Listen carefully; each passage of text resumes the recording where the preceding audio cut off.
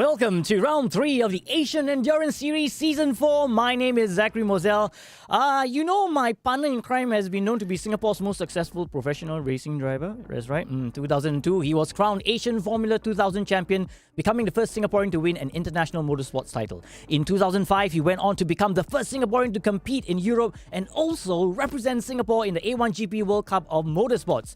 In 2015, he clinched the Asian Le Mans Series Drivers' Champion title, also becoming the first Singaporean to do so. Who am I talking about? Ladies and gentlemen, let's give it up for my man, Dennis Lien. Hey, Zach. Thanks for the intro again, as usual. But today, I know we're going to be joined by a lot of other that's interesting right. racing drivers. Okay. We feast your eyes, okay? Our next special guest, here we go. Our first guest host not only raced cars at the age of 22, he organized the MP Turbo Rally team, which helped to popularize motorsports in his country.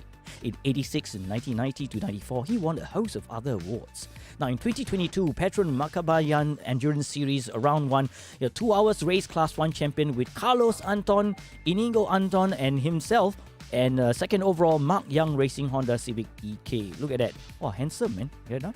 In 2021, Petron Makabayang Endurance Series Open B Class 3 champion, third overall for the year with Mark Young, Carol Collintes, JR Constellas, and himself, and Mark Young Racing Toyota Vios. So basically, he has won so many. The Rally of Champions Legend Championship 2020, he was the second runner-up. And for the Rally of Champions Past Division Champion 2020, he was crowned the champion. Who is this next special guest? Let's give it up for Mike Potenciano. Hey, Mike. Hi, everyone. Thank you for having me back here, Zach and Dennis. All right. Good to have you back, bro. That's right, man. And of course, final Today guest. we've got a new guest. That's right. He gets more exciting, huh? All right. For our second guest host, he has already achieved many wins and podium performances in Asian touring cars, Malaysian supercars, and New Zealand endurance races. Under his belt, he has already held a few titles. Youngest to win any major touring car championship in 2007 at the age of 24 years old. First Malaysian to enter and win the Dubai 24 Hours. First Malaysian to enter and win multiple in Super Taikyu Japan from 2007 to 2013. And 2011, he was the first Malaysian to drive the Mercedes SLS GT3 in the world, first and only Asian to race in BTCC, British Touring Car Championship. He's currently a works driver from Proton Motorsports and M7 Japan project team. Who is this gentleman? Let's give it up for Farid Hairuman. Hey, Farid. Hey. Hi, Assalamualaikum. I'm Farid Hairuman. How are you? Good. It's good to have together with you guys. Yes. Yep. All three, the three old timers together. Don't call your amigos. Well, you guys are doing more racing than me, but anyway. This is the biggest number of hosts we've had since we started. Seriously, Mike and Farid, thank you both for making time to join us on our show. Anyway, Farid, since this is your first time appearing on our show, Yes. we will hear more from you later on. All right, so Mike, let's talk us through about what happened on the 9th of April at Petron Kakitingan Cup 2-hour endurance challenge class 1 and 3. Yes, we were very happy that my MP Turbo, the kids before that I used to mentor, we were all racing in one team finally, and that was in the Mark Young Racing Honda Civic EK. And, we were so happy because Carlos Anton was the father. I mentored him. And then he mentored Inigo Anton, who's only 16 years old. And I also taught him a little. And then we were all able to join together in that Honda Civic. And we were leading until the last lap. Everything broke loose. We had the flat tire. We were leading by a mile, and then there was a car that was stranded in the track, right in a very dangerous corner, and there were yellow flags. So I just got caught in the back end of this very slow Hyundai Accent diesel at that. And, I couldn't overtake because we weren't yet in that green flag area. And right there, last lap, last turn, we made a drag race to the finish line, and we just lost by 0.2 of a second. Can you imagine? But you still managed to finish second, right? So Yes, we still got second. We won our class one. Okay, so, fair enough. But it was what could have really- been? Well, yeah, Yeah. you go first runner-up overall and Class 1 champion. There you Yeah. go. You know, it could have been better bragging rights if you wanted. Well, in itself, it's a bragging right all together. I mean, look at you, you're so experienced, and to be able to see, the people that you've trained, it's amazing that it's continuing, and who knows, leaving a legacy and all that. It'll be so exciting. Right. All right. Hey, but anyway, send my regards to Carlos because, we haven't seen him since, 2014? It's been quite a Yeah. while, yeah. Well, hopefully we'll see you, Dennis, here, and maybe Farik, and let's join the 12-hour endurance race. June 11th. Man. Yeah. So the old-timer racing, huh? Yes. But still must win. No lah, they use the word veteran nicer lah. No, sexy. Veteran. Old timers. Yeah. I'm gonna sing a song. And or I something like know, there's also a race there, Farik, in Malaysia, no, for the June, for your Independence Day. Yeah, the Merdeka race. Is it? Yeah. We normally have this 12-hour race, but I think starting from the year 2018, there's no more that this race goes on. Okay. So yeah, we only have the Yeah. Sepang 1,000 kilometers left. Right, yeah. The Sepang, they renamed it the 12 hours of Sepang, which was the Merdeka race. But I think they should pull it back to what it was, because I think 12 hours Sepang became too elitist. It was only meant for all the GT3 cars and GT4 sports productions and all. I think they should go back to what it was, where okay, like Yes, all the locals maybe being not the the- Kanchils racing with us. I thought Yeah, the yeah, Kanchil was Yeah, it's real not problem Kancil for lah. traffic, man. Yeah, But yeah, I at least bring think back the it's- protons. Yeah, the you know. 1.5 category is now Correct. The it's 1.5. now 1.5 yeah. category is getting more and more. So I think that's 1.5 up to 2 liters. I think is more reasonable Yes, for the Malaysian yes. race. Yep. Correct. Mm. Yeah. that. Okay. Well, anyway, you know we'll see what happens. All right. I mean, there's a lot of things happening within this year itself. But we now turn our attention to round 2. Dennis, what do you think of round 2? Round 2, Bathurst. Well, I like that was our mystery circuit. So what happened in round 2, right, Farik? If you didn't see, what happened was we gave them a mystery track. So the competitors didn't even know which circuit it was until driver briefing on Friday. Okay. Right. So it was, and the surprise panel in the works was on top of that Bathurst circuit. So as you know, Bathurst. Have you raced at Bathurst before, Farik? No. Okay, but Bathurst, it's like a bit like Macau, where it's walls, but it's really fast. Yeah. But surprisingly, they did very, very well. I think you'll be very impressed by the level of driving that the competitors have in our Asian Endurance Series, because they're very seasoned, and I think maybe the prize money and the team prizes are strong incentives for them to really lift up their game. So the level of driving is very high. The level of even the strategy and how they do the setups and all that. These guys, they don't give up all the way until the checkered flag. So I think we have raised the benchmark for the Asian Endurance Series, or in terms of sim racing in our region, because of that. But having said that, I think the previous round it gave us some very good competition. I can't remember offhand who were the winners, first, second, third. Zach, can you? Don't worry. Later on, we'll be going down. We're taking a look at the results later on. Right, yeah. No worries. So, Yeah. but it was great racing. They're very clean, surprisingly. The very few incidents. Surprisingly, exactly. All mayhem. and enough whatnot. crashes, it's like, why? Well, there's. I mean, if you're looking at the e-racing, esports, this motor racing itself, it came a long way. I mean, since starting, I think from the PKP start, where we have the pandemic, this one.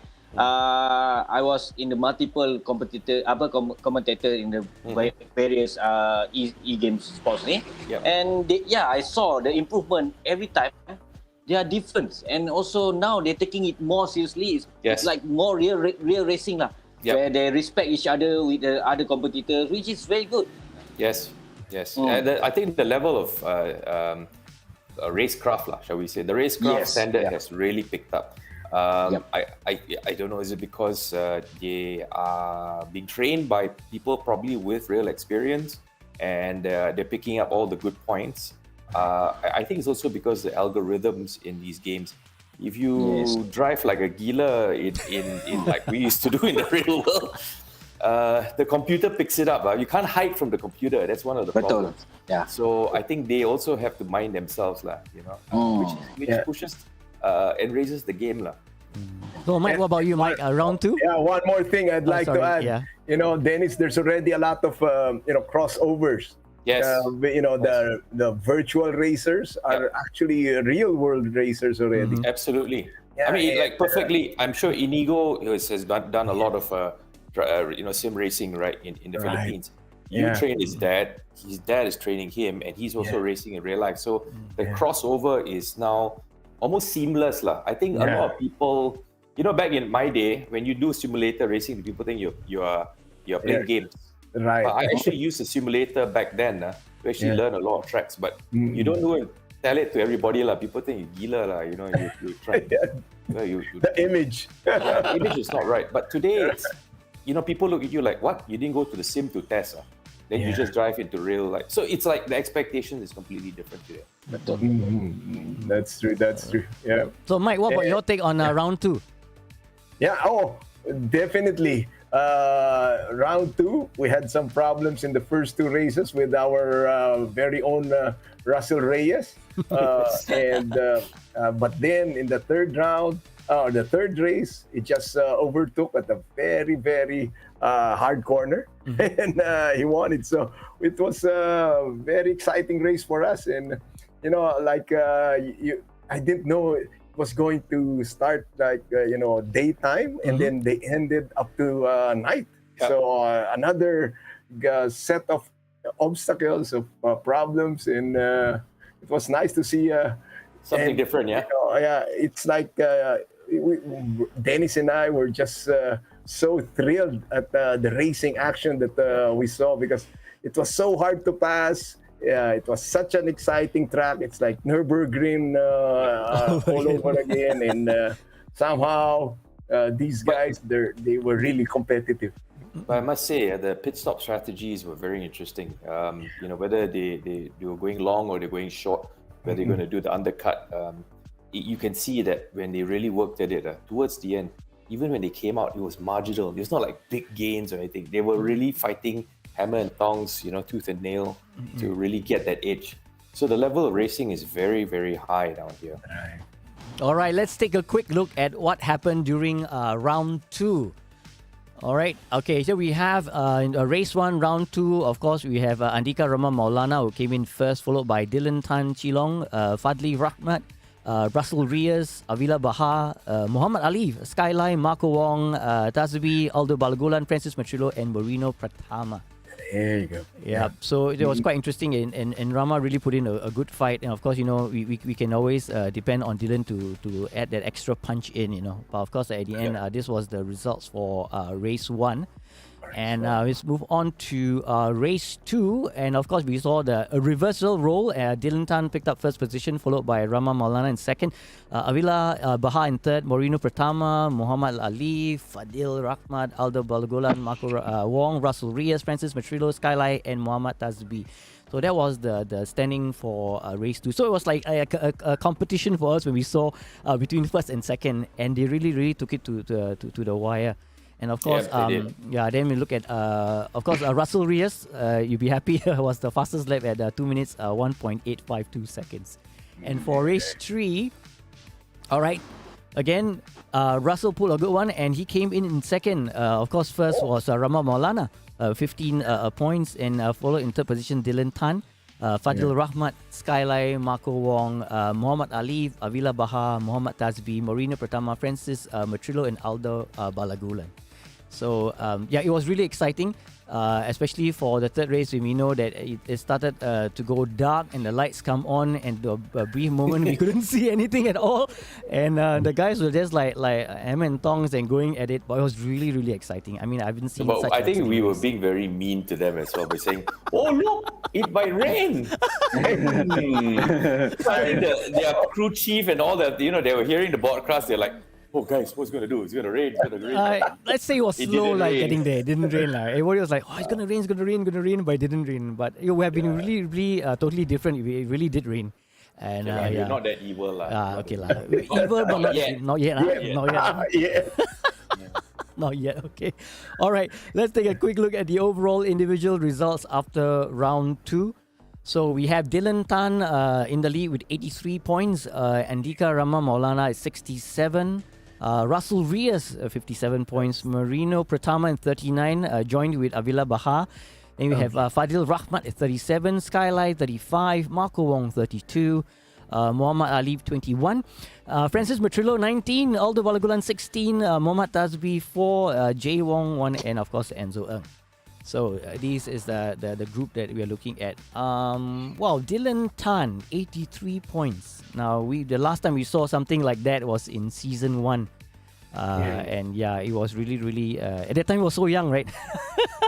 Yeah, he Young was Dylan Tan. literally 12 years old only. So yeah, hey, Farid, the guy that's leading, this Dylan Tan is a top karter from Singapore. Okay. But he's now done, he's doing like karting and online racing. So when he won, the way he was driving was so mature. You think he's like, wow, this guy's got a lot of track experience. Turned out he was 12 years old. When you interview him, like, Well, I did in one race, I think, I don't know which series, but there's one person, is only 8 years old. But the way he's driving, the way their race craft is really matured. You think it's something like someone like very mature like us or whatever. Yeah. No, it's just like 8 years old. When we do live broadcasting, is this your father or you? That's true. That's true. And the funny thing is, when it was my time, I'm almost like 40 years already in motorsports, Farik. And in my time, we didn't have this simulator racing to talk about. We didn't even have computers then. We were still typewriters. Can you imagine? and now, I only had computers in college when my second course then. So can you imagine the time that these guys are enjoying now, because of all of these guys. I remember, if we're talking about simulators, back in the BTCC last time, when we had our own simulators, the computer that we have, the size of the room.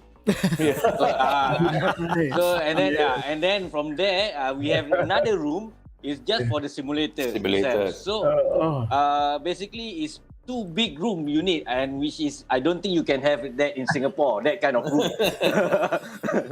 So nowadays, it's very easy.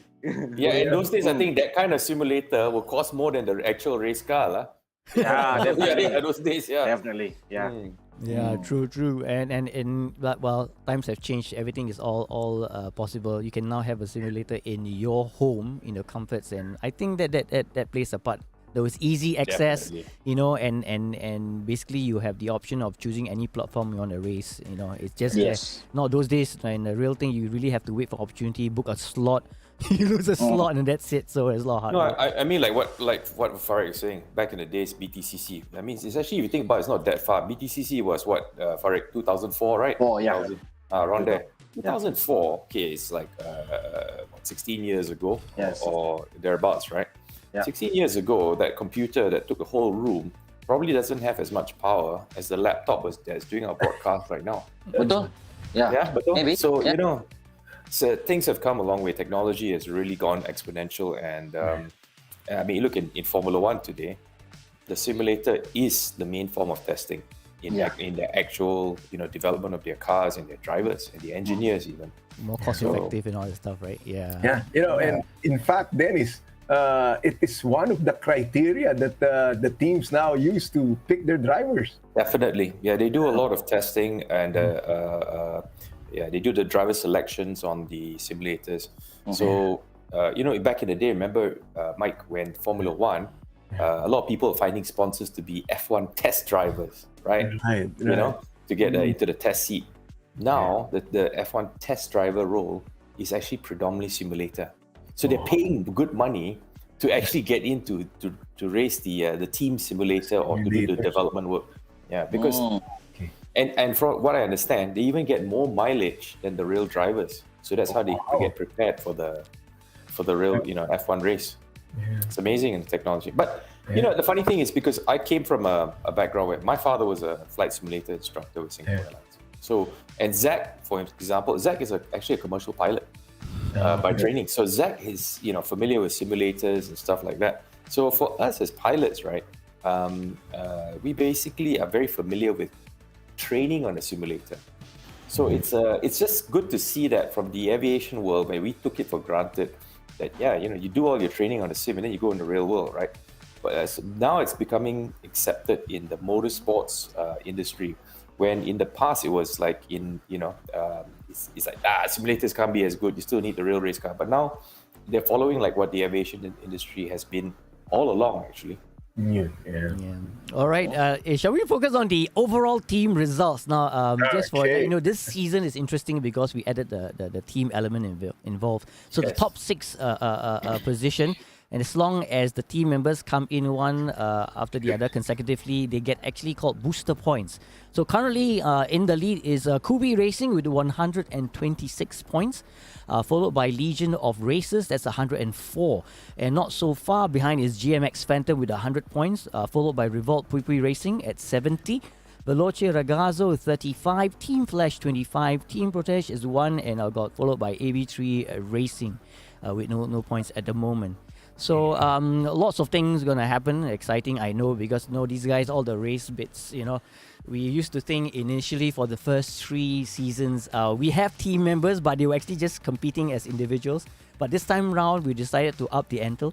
So basically lots of exciting things happening, because right now there's a whole bit of strategy to go, because if you have to come in consecutively first, second, third, for just to win the points. And I think we've seen that had actually opened up a different dimension, and just be everyone driving like crazy. Just for the benefit of Farik, we actually have in AES a point system whereby if you finish consecutively, first, second, third, there your booster points. You actually get additional points. You see? So even though you finish first and third, for example, you don't get booster points. If you finish second and third like that, you get booster points. So it will make a big difference. So it encourages consistency and basically working with your teammate.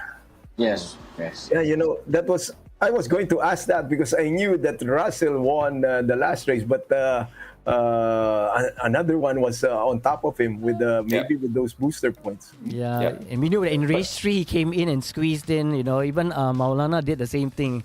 Actually separated a lot of the teams, and they were the in between. So that actually created a lot of drama, as you can see. So overall in race 3, so of course you have like all the guys were trying to come in together, but the last race was everyone was split up basically. But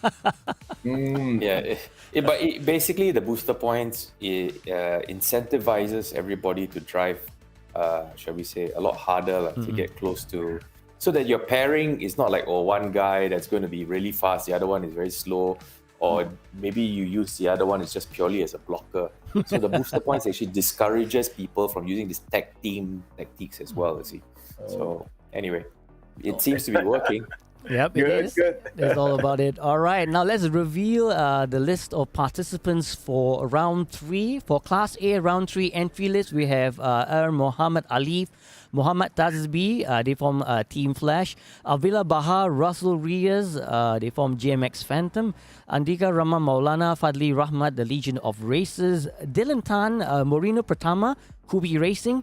Marco Wong, Skyline, Revolt Pui Racing, and Aldo Balagulan and Francis Matrillo, Veloce Ragazzo. So this is for Class A. So as you can see, they are basically the who's of who. And they know their business and what they're supposed to do. So this time around with the new team and the booster points, we're seeing a different kind of exciting race altogether. And I think round 2 was evident when we saw it, even though when there was not a lot of lights. That was kind of tricky, actually. Yeah, I was thinking, how is it? It's really exciting. So it's like, wow. I really, at a point in time, it was so hard to us to host. We couldn't see. When they got to the skyline section and the top of Bathurst Hills, right? Wow, the walls with the lights, you only see edges of the walls. That was tricky, man. Oh, it was really. I mean, for simulation purposes also. But you look at it, it was so real, right? I just But can't you got imagine to how give it to the guys guys. They Yeah. drove very well in the changing conditions. As you know, like Farid, when like MME during the any endurance race like Super Taiki also, when the sun goes down, your depth perception can be affected. Yeah, especially kalau if you add some more rain that time. Oh. That's gonna make it worse. I mean, I remember in 2019 where we raced in Spa 24 hours. The 24 hours, 500, yeah. was, I mean, the first time for me to come over there. And at night, during my driving stint, it was raining at night and there's no lights at all. It's only based on your headlights. Yeah. It's really difficult, man. I saw that one on the report. But you guys won your class, right? Yes, we won and second overall. Second overall. Wow. Yeah. And what car was that, Farid? The Seat Leon TCR. Oh, TCR yes. class. Great, Right. great. Okay, let's talk about the circuit. Everybody's favorite Yes. circuit, all right? That's the Brands Hatch circuit, all right? Now, this full Grand Prix circuit begins on the Brabham Straight, an off-camber, slightly curved stretch before purging into the right-hander at Paddock Hill Bend with gradients of 8%. Now, despite the difficulty of the curve due to the straight that precedes it, it is one of the track's few overtaking spots. Now, the next corner, Druids, is a hairpin bend. Negotiated after uphill braking zone at Hillwood Hill, the track then curves around the South Bank spectator area into the downhill off-camber Graham Hill Bend. In another slightly bent stretch at the Cooper Straight, which runs parallel to the pit lane. Now, after the straight, the circuit climbs uphill through the decreasing radius of Surtees turn before moving onto the back straight where the track's top speeds can be reached. This is the crazy bit. The most significant elevation changes on the circuit occur here at Pilgrim's Drop and Horton Hill, which leads into Horton Bend. And of course, the track then loops around the woodland with a series of mid-speed corners, most notably the dip at Westville and the Dingledale. And then the blind It's shin called curve. Dingledale, yeah. From there, the track then emerges from the left hand and Cambridge Stirling's Bend onto the short straight to Clearways and rejoins the Indy circuit for Clark Kerr with its uphill off-camber approach to the pit straight and the start and finish line. Now, this is only almost 4 kilometers. All right, but after watching some of the drivers racing on it, it looks like it's pretty short. But then there's a lot of ups and downs then. The what is not reflected unless you actually drive on that track is the tremendous elevation changes. Yes. It's incredible when you reach Paddock Hill, right? And it's blind. It's actually on the front straight. You reach Paddock Hill, the turn in is completely blind. You can't see the apex, and it's very, very quick. And if you get it wrong down there, or if somebody has a mistake and you're going in, and he spins it off, you're going to go in. Basically, you're going to T-bone the person. Ooh. So some pretty big shunts have happened. A lot of interesting start incidents happen at Paddock Hill. Druids is when everybody's Gabra already gone into and made it through Paddock Hill. Druids usually always causes a lot of mayhem as the cars slow down to take that hairpin. But things start to pan out after that when you get to Graham and then Surtees. It's one of the most enjoyable tracks I've ever raced on, and although it looks simple, but I think the nature of the corners and the elevation changes a bit like Pasir Gudang Well, you can say that, but then the Paddock Hill Bend itself is very unique that you It's very can't unique, you can't even find in any other world. Correct. I mean, I raced here I think 1 year, and then 2 times we went here. And basically the hotspot of the overtaking here is at the Druids turn 2, and then we have the Westfield West turn 6, and also the Clark Curve. And the others, like the BT60 style, we slightly try to squeeze off somebody at the Paddock Hill, Surtees, and also there's Dingledale. Dingledale is very tricky, that you can really rely on somebody and try to overtake. Yep. I like the way Farid talks because he's a touring car and GT. We all Formula car. You want to squeeze somebody in Paddock Hill? Takut, boy, I tell you. You really should scared. You will fly off to the spectators. Yeah, when A1GP, when we were racing there, literally at Paddock Hill, somebody, I think it was Team Italy or somebody, the car flipped over, man. I tell you, There's no surprise. There's no that was surprise. scary, man. That one. Yeah. But the guys who are going there is another scary bit lah. Okay. Yeah. Dennis, you don't mind going through the Brands Hatch circuit on-board lap video? Sure. Scare everyone, okay? Okay, so where are we? We're turning in. Okay, this is basically the last corner towards the pit entry. Whoa, big oversteer there. And this is coming down to the front in straight towards Paddock Hill. As you got to stay all the way left and brake just before the slipway and turn in. Apex is blind, so where those you ride all over the ripple strips. Heavy braking into Druids. The apex is quite late and long, so you basically have to be very patient with the throttle. This is, forget the name of this particular corner, but this is parallel to the back of the paddock itself now. Graham Hill. Graham Hill, that's right. And then this again is another late apex. Very important to get this corner right because your exit here will give you a lot of speed down this fairly long straight Pilgrim's to the drop back part. Yeah, that's right. Pilgrim's it builds a lot of speed, and this part goes to the this is the Indy section of the circuit. So these corners are very quick. I think they're easily in third gear, and this is climbing up, and this is Sterling. This is the Sterling bend. Is this Sterling? No, this is the Dingle Bell.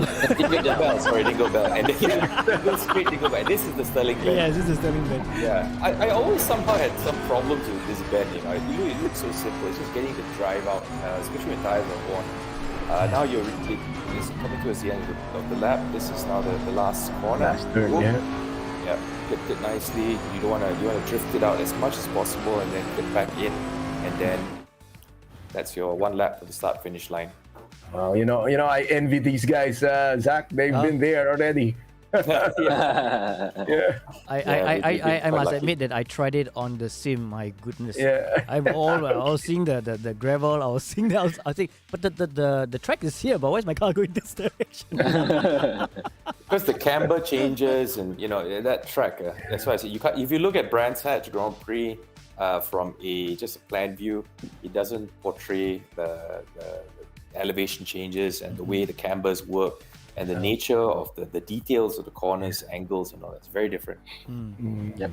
Yeah, but I mean, at least we know that two of you have actually had a personal opportunity to actually race it in real life. But have you actually tried it virtually? Does it feel the same or anything? I have, yes, I have. But it doesn't portray the camber. I mean, the elevation changes as well. Yeah. As like what we saw on the what we call the onboard just now, the first corner at the Paddock Hill, you can see in the game, you can see the simulator, you can see the apex. But in the real life, there's no way, man. You Nothing. can only see your mirror only. Just like, Where did who go? All right, guys, we're gonna go for a short commercial break. Don't touch the dial. We'll be right back.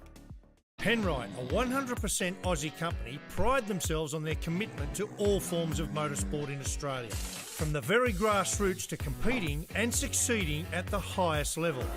It's always been a big part of their DNA. And this real-world testbed for their products ensures the lubricants and fluids you buy for your vehicle have benefited from the development of being punished in a way that only competition can. Penrite, it competes, you win.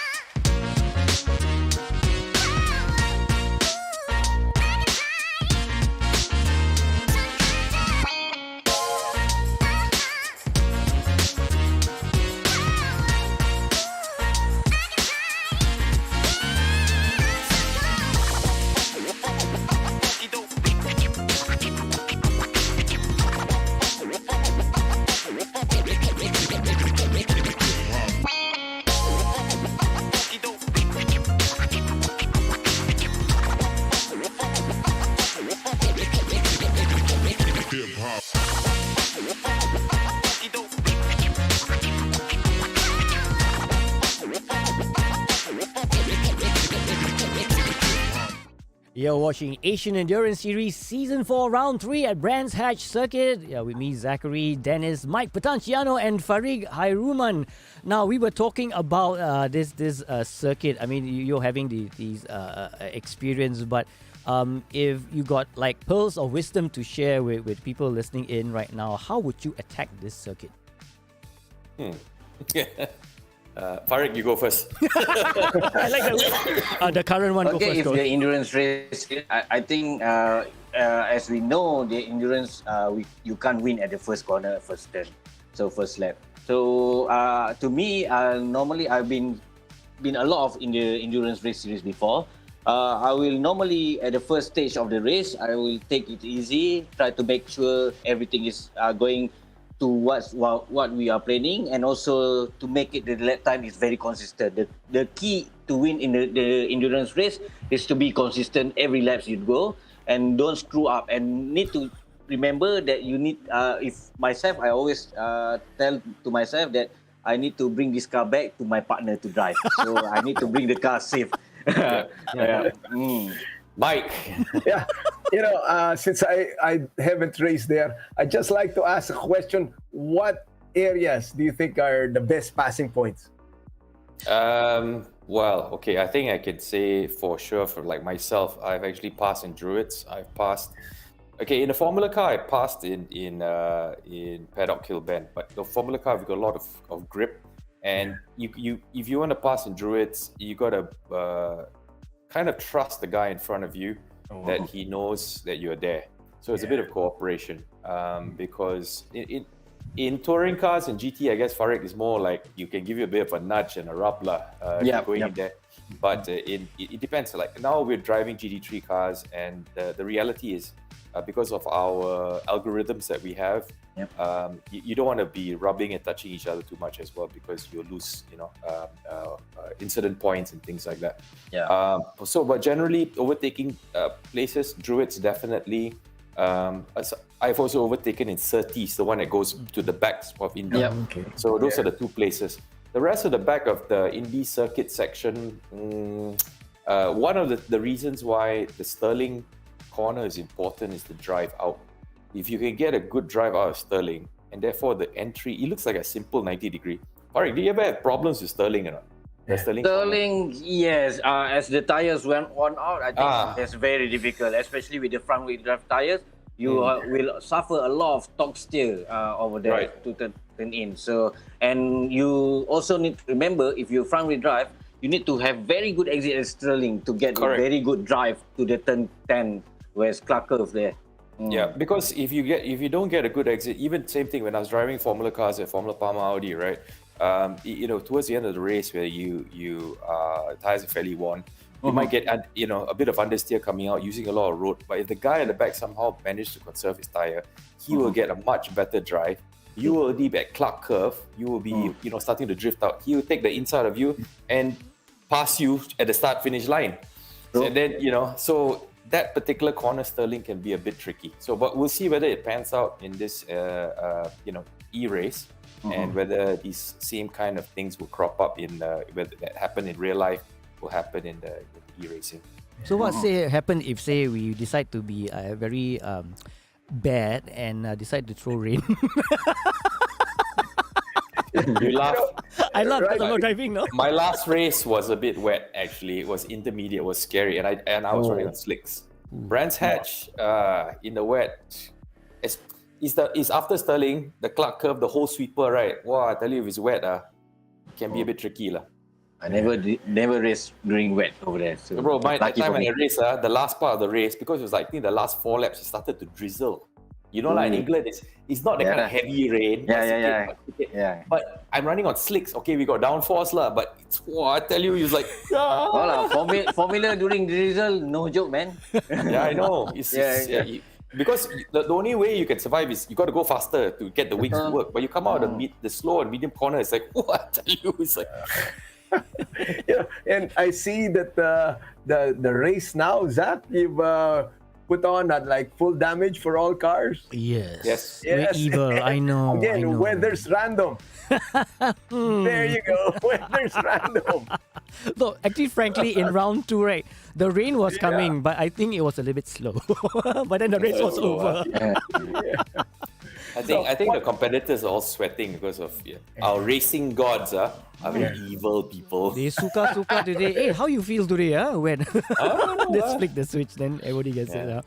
But I think it's I'm really looking forward to it. Okay, whether good or bad, I won't know. Okay, like we just depend on the weather god. If he's sleeping, it's fine. But he's wide awake, he's not happy, he wants to see some excitement. Then you're prepared. He's bored. Then don't know lah. They press some buttons. The sunset lah, rain lah, all come. Hey, after start to snow, then you all start to panic now. But it's okay lah. Not for us, of course. That would be a real problem.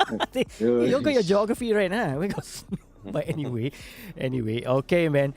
All right, let's focus on our guest. Okay, Mr. Farid Hairuman. I mean, Farid, I know you've been around, and we tried desperately to try and get you. We are really glad that you actually made some shift some of your programs just to join us. We are really appreciate Thanks, bro. Joining us. man. Thanks, man. Yeah, Thanks for having me also. Yeah, Thank you. I was thinking very hard to have all three of you lah, because like either that you all three start talking, then I have to wait for a while, no, and maybe press a button and let you know. Can I go now? Okay. But anyway, I think I would like to throw one question to you. Now, in 2011, right, you were the first Malaysian to drive the Mercedes SLS GT3 in the world. How did that feel, man? Yep. Don't know really. At the time, you don't really know that you are the first one who drive that car until you finish the race. And then the Mercedes engineer told you, because we had the two AMG engineers who worked together with us that time very closely, and they came for the race. And they say, "Hey, congratulations, you guys won. You guys the first one to drive and to won the SLS in the world." So what? Wow. I say, wow, that's something really that we really celebrate after that lah. Which race was that, Farid? The MME, the Merdeka race. Oh, that time the MME. So that was the first ever win for the SLS. And the first ever race in the world. So what year was that? 2011. 2011. So we are the first one. At the first, we think that we are the first one to get in Asia. So then, because we saw a lot of team is already prepared for their race for next year to 2012. It's only 2012 that officially SLS are going to enter the GT3 racing. But we had that in the June we had the order, and it's already approved by Petronas, everything. So the car arrived on a week before the MME. So it's a brand new car. Fresh from the oven. Yep. Like the way they say fresh from the oven. You know what? That means that was my last MME in 2011 when I drove. And I was driving for Lotus with the 211 GT4. I walked past your paddock and I saw Dominic also. And you guys, when we all, everybody saw the SLS from Petronas, the two cars. Was it 2 or 3 cars? Two. That time 2 cars, right? That time 2 cars. Wow, we all... It's eye-catching, man. Everybody is like, what a car, man. It's awesome. Yeah. Nice, man. All right, man. Farid, we're going to show a couple of the photos right now. Could you just talk us through all these photos? And the hair too. Okay, well, this is at the Spa where we have the scrutineering as only, and also launching of the Spa 500 race at the small town nearby the Spa circuit. So whereas everybody come and we need to drive the car from the circuit to the small town with the police escort and everything. It was very good environment, very good spectator, and also a lot of people come, a lot of cabo also that time. Cabo, amo cabo, all sweet. And then also we have this after we won the race, and of course our Tom Coronel won the overall championship, not championship, overall race, and then we are the second runner-up in the overall, and also we won the class for the Pro M category that time. Right. And me being a commentator during the MSF race, not only during the E games, but also in the real life. I do. And then we won after we won the second time of the Malaysia Touring Car Championships and also the S1K that time. So this 2019 and 18 both year I won both race. And this one is not 1,000 kilometer champion. It's a 12-hour race champion in 2000. This one 2013. Okay. 2013. Oh, Yeah, okay, alright, 2013. When we with the Bernd Schneider is the AMG driver that time.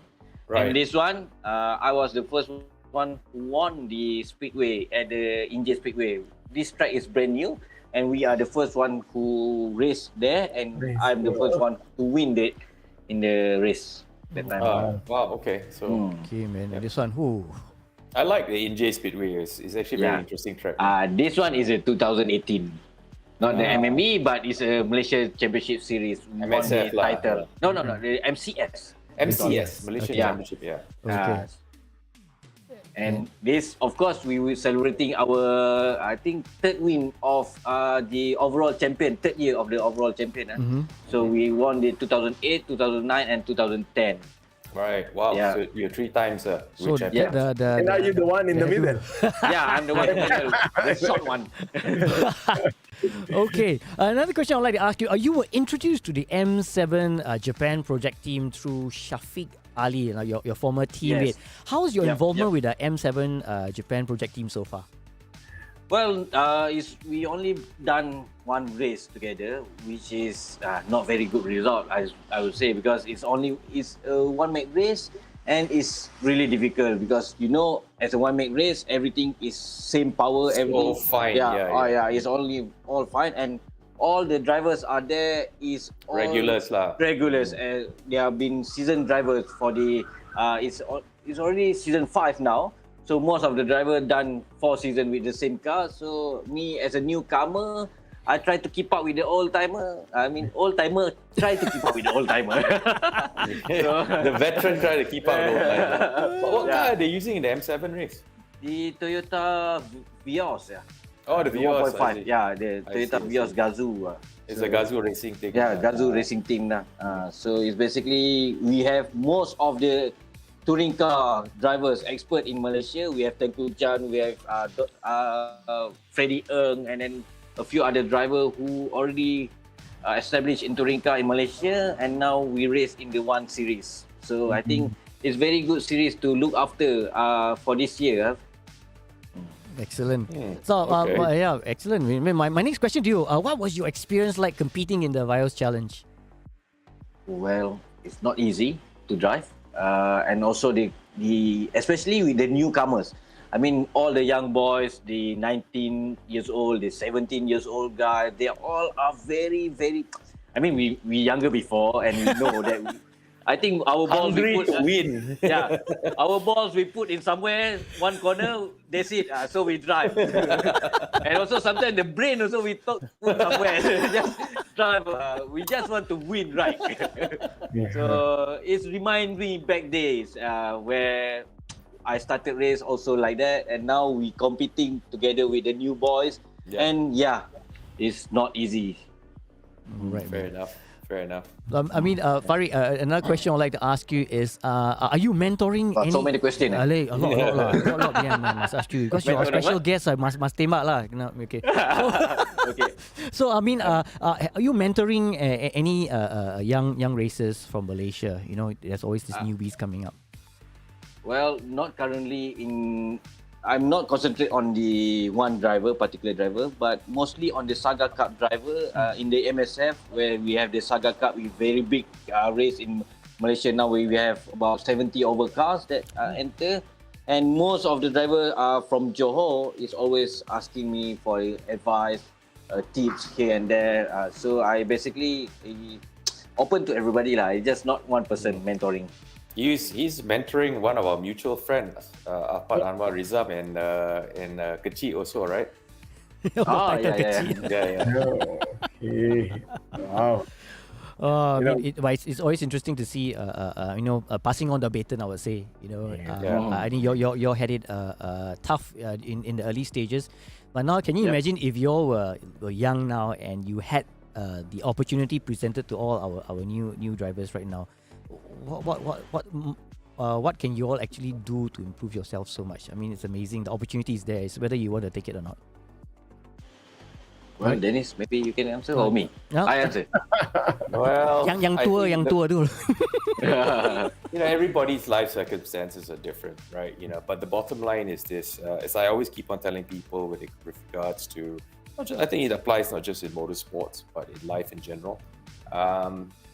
If you're always be present, and if you love something, you're passionate about it, make sure you just turn up. Whether you race or don't race, be around the paddock, be around the people, be around the industry, make yourself known. And when the opportunities present themselves, grab it with both hands. Don't even think twice. You know what I mean? But sometimes a lot of it has to be, you got to make those opportunities yourselves. Especially in this day and age, circumstances are not so easy. The cost of motor racing, as we all know, is extremely high. But you have the platforms like these, like AES now. We've got the new technologies to make entry a lot easier. I wish I had these kind of online racing things that could be a platform for during my time for younger people to break into the sport of motorsports per se, and it gives you some recognition, and from there the recognition builds, and of course you learn your skill sets and all that. You get the recognition and the commercial opportunities. So all I'm just saying is you got to be present, you got to put in the effort. It's not easy to get to the top. I think we all, as people who have raced and won and even won championships, know this. It's a lifelong commitment. It's not just a job. This is something you must want to really do very badly from the bottom of your heart. Yeah, Mike, 40 Yes, years coming I've to you been already. enjoying Don't this, run. talk. You don't think I'm just I focusing on like Dennis to- and Farid, no? Exactly. I just like to ask because looks like we're very similar in a lot of aspects. We've been racing, we've been mentoring, we've been even commentating. Real and this virtual race. But have you guys experienced organizing your own races, like what we do here, especially in the ROC? Yeah. Well, I mean, basically for me, the organizing part was, this is AES. I'm part of the whole team. But at the end of the day, Mike, organizing races, I think it's probably more headache than actually running your own team and just going racing. So I'm very blessed to have guys like, Zach on the team, James and the rest of the people, Brian, Irvin, William. It's a whole team effort, and many other people behind us. Now that we got the support of MSS as well, organizing is not easy. So I do take my hat off to you, Mike, because I know you've done a lot of work in organizing in Philippines. And I think Farid, you've been involved with Adian, with MSF and all that. Yeah, and also now also I start to get involved with the steward thing. So I'm an MAM official stewards now. So so basically it's more headache if you being up there compared to you racing, where you need to. It's not easy. It's not easy to. I will say not easy to interact with the drivers, to do all the penalties, all that, to make sure everything comes home happily with all the penalty. No one loves to be a policeman.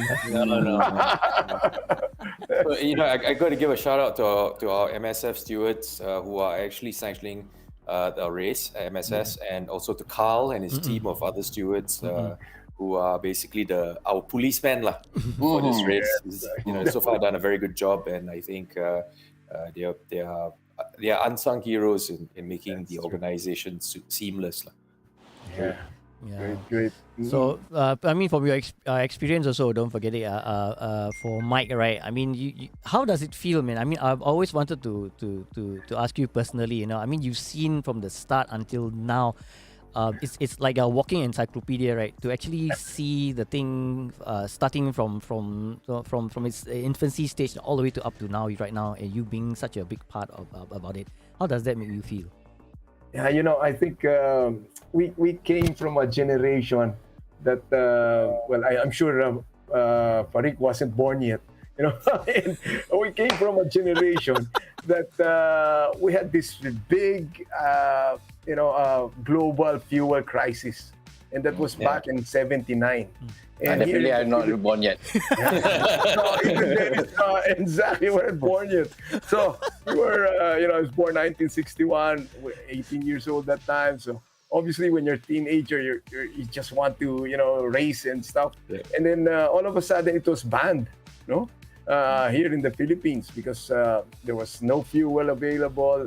Everyone had to shift to alcohol, and somehow nothing happened. So when it come 1983, when we started, coming back into racing as a team, we even had to organize races ourselves too. Right. So that was the only way that you can get the teams back, the drivers back, and the events back. So we wore a lot of hats, Right. from racing to organizing and to promoting it also. So and No that wonder, was, Mike. Now, if you put it in that context, now I understand why you are so. You can wear so many hats so easily, and you are so natural at organizing things, and the way you deal with sponsors. Even when in my younger days, when we were racing in Formula, I used to admire how you dealt with your sponsors and how you handled the media, right? So now you put it in that context, as they say. But what was it? It's the mother of all necessity, Yeah, right, the mother. Yep. Yeah, That's because true, you Danny. don't have a choice, yeah. Yeah. And you will put into that situation where you either do it or nobody else is going to do it for you. Yeah, and that's why it's so nice now that you can see all the fruits of your labor. From mentoring, from the people that were so young before. They're now also commentators. They're now organizing their own races, and they're all still remember us like a grandfather. of racing. So here we call it Lolo. Lolo. Yeah, in Philippines, Yeah, Lolo, so yeah. I'm already a Lolo. When I used to be, the one in the short pants and telling like Pocholo Ramirez, who's our idol, Dante Silverio, and telling them, I used to watch you when I was in short pants. Now they tell me that. No, So because 1983, huh? 1983 Yeah, we where you start started, again, huh? Yeah, So and that year was I born. I born. You were born in '83. Okay. Good. You were born when we started. Actually, Yeah. that's interesting. Our age gap is almost 10 years from each other, Mike. Oh, yeah. Yeah, I'm 72, you're 61, he's 83. Yeah, It's about 83. 10. Yeah. Yeah, 11. Yeah. Yeah, that's great. So next year we'll invite you all over here because it's my 40th year in motorsports, and we'll have a ding dong battle. Yeah. Yeah. Looking forward for it. Yeah. Okay. The reason why I asked that question because a little stint we had hosting and whatnot, and whenever your fellow compatriot comes over, you talk about Russell Rios with so much compassion, you talk about Francis Angelo Gonzalez with so much compassion, and the way I look through the chats, the respect that they have for you, stop short of knighting you, but I can see that. That's very important. I think a lot is that is missing, is that building that community, that culture, that trust, the passing the baton on to someone else to carry on the torch for you. That and it's interesting to see that the younger generations are appreciating it. And I think they kind of understand where you started, where you came from, and because of people like yourself, the opportunities that they have right now. It's just a simple matter of whether you want to take it or not. In those days, your passion will drive you. By hook or by crook, you will go and look for say sponsors, look for opportunities, hang around the racetrack if you have to, rub shoulder, bang, pinch, whatever you have to do, just to get the opportunity to be involved. And now that thanks to all of you, you have actually made that pathway a little bit smoother. And with the technology coming in, right, you see all the kids have all these opportunities. And it's amazing, and I hope to see the rest of them. Maybe when I'm your age lah, which not far lah. So Not far from Farik. But that's funny. Yeah. So you got the 50s and the 52s and the 60s and the young ones. Okay. Anyway, yeah. So I think I can appreciate where you're coming from, and speaking to the rest as well, the respect that they have for you. I think thanks to all three of you and whoever's involved in this industry. So we're really looking forward to the race. You know, I think the guys also all itching already, right? But I think we need to see how this whole entire race goes. But you know, as usual, I always fear and respect a panel of experts, because either I lose control or I learn a lot from all of you. And it's like you say a decade each of you have actually given us all this, and I'm really prepared for very, very exciting commentary. Now, Farik, if you've seen round 2, right, the last time it was Dennis and Mike and myself, and we were all losing our voice, no, screaming like crazy. But now with you involved, I think we might have a grandstand. You won't be able to talk, Zach. We just say betul. And all the rest of the clean expletives that were going in. But you know what? I think they're just preparing for the practice, and I will like to go for a short commercial break before the action comes back. So don't touch that dial. We'll be right back. Penrite, a 100% Aussie company, pride themselves on their commitment to all forms of motorsport in Australia, from the very grassroots to competing and succeeding at the highest level. It's always been a big part of their DNA. And this real-world testbed for their products ensures the lubricants and fluids you buy for your vehicle have benefited from the development of being punished in a way that only competition can. Penrite, it competes, you win. Air, fuel, spark, the trinity of power. You need all three to bring your engine to life. Kenny and Norm knew that, which is why for over 50 years, the company that bears their name has been re-engineering what filtration can do. Engineered to protect against dirt and scientifically proven to provide up to 50% more airflow. K&N, 50 years of performance and innovation.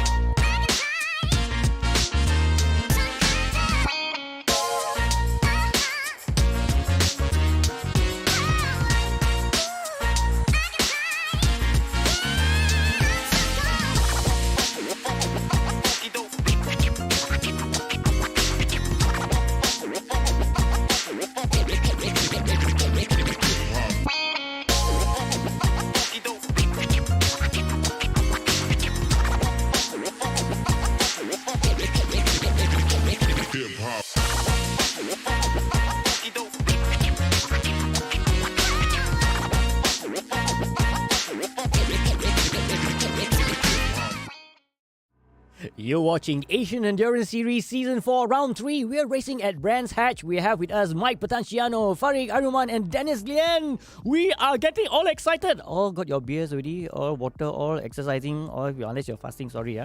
We have to wait for a while. So while all exciting, we are all in our first free practice, 13 minutes gone. And we have Russell Reyes, Francis Matrillo, Dylan Tan, Alif Hamilton. We call him Alif Hamilton, because quite affectionate. Then you got Avila Baha, Aldo Balagulan and Tasbi. So, how are you guys feeling? I'm feeling quite excited because after if the second round was anything to gauge by, I think this round is also going to be crazy. Everybody will be like closing the eyes and just driving. No voice from you. Oh, Dennis, we can't hear you. Oop. Sorry, my bad. I had it on mute. I thought you were trying to sign us sign language. I was just trying to read. Yeah. No, this is sorry. We are in round. See my brain. Is it round 3 or round 4? Hello, round 3 la, round 4. Round 3 la, round 3 la. Yeah. Okay. Well, round 3 is we're almost midway through the season already, so this is where it's going to get serious, man. Yeah. And those who wanna take Dylan Tan to the wire, they really have to pick up their game now, because the points are going to be, every point's going to count, and this is now where you got to raise your game, man. Yeah, man. When you're saying to the wire, I was hearing music already. To the wire. fire. Yeah, as for me also, I think this one will be very good experience for me. This is my first time joining you guys in the AES series and also with the AC itself. So I've never been this AC platform before, so I think it will be very interesting to watch and to be commentate as well. Yeah, according to I've tried the AC platform and I've tried Race Room also. AC, the graphics cantik lah, is very nice, as well as the driving. It's a little bit more sophisticated. You can do really the full setup. The setup full Zuma, from differential, damping, compression, rebound, high speed, low speed, everything. So it's like the real car. You can tell from the graphics, from the cars, and even the dynamics of how the cars behave. This is a very sophisticated software. So I think it raises, by the nature of the software, the drivers themselves have to be of a very high caliber to extract the best out of it. So we'll see. We'll see what happens. So far, like I said, the level of racing, the level of competition, and even the tactiques that they're using is very, very high. And I'd just like to add also, remember Dennis, the last round, we were talking about the cars. What would the best suited for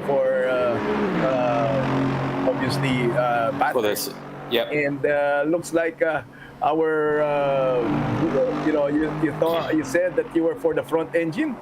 Yeah, I mean, so as Farik knows, in GT racing, there's a thing called the BOP, the balance performance, right? Yeah. And in the real world, it shifts back and forth. But for the longest time, I think Mercedes has had the bit of a political advantage of having the best balance performance, and the fact that the front engine car is generally a little bit easier to drive than a mid-engine car. But in this game, the McLaren 720S seems to be the preferred choice. For whatever reasons, their balanced performance basically makes it the car to have in this series. That's why we've got a lot of competitors who are... Ooh, what happened here? Why is he going off? Going back to the pits. Francis Petrello has gone back to the pits, yeah. But, as we've seen so far, all the winning cars have been nothing but the McLaren 720S. From whether it be from the usual protagonists or from other teams. Looks like we have 5 or 6 in the McLaren. So that's right. Yeah. So 6 McLarens, 2 Ferraris, and 2 Aston. 2 Astons. There's been like only one Porsche 911 or something like that just turns up more for window dressing than anything else. So I was saying that because it looks like our Filipino driver shifted already to the front engine, like you said. So to the Aston Martin. Well, let's see whether the Aston Martin. I got a bit of a personal. I love the shape of the Aston Martin, but I've been my day job. I've been the brand manager of McLaren in Singapore, so there's a bit of a bias I have for McLaren. But having said that, I think the Aston looks beautiful, and a front engine car, using a Mercedes engine, that's what the Aston is. So, hopefully you can achieve some good results. Yeah. Just to correct me, we have 2 Filipino drivers in the Aston. That's Metrillo and Balangula. That's right. But Russell Reyes sticking it out with the McLaren. Yep. Yeah, I think Russell is he's basically put in all his effort and time to perfecting, getting used to the McLaren and getting his setups right with McLaren. And so far, all the front runners who have been consistently on the podium, they're all McLarens.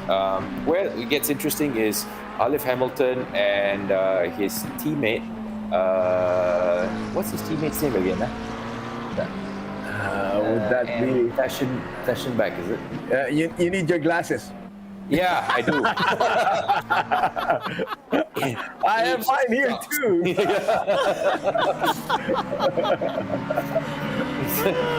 It's all like it's THA, then there's something. Tasbi. Muhammad Tasbi. Yes, that's right.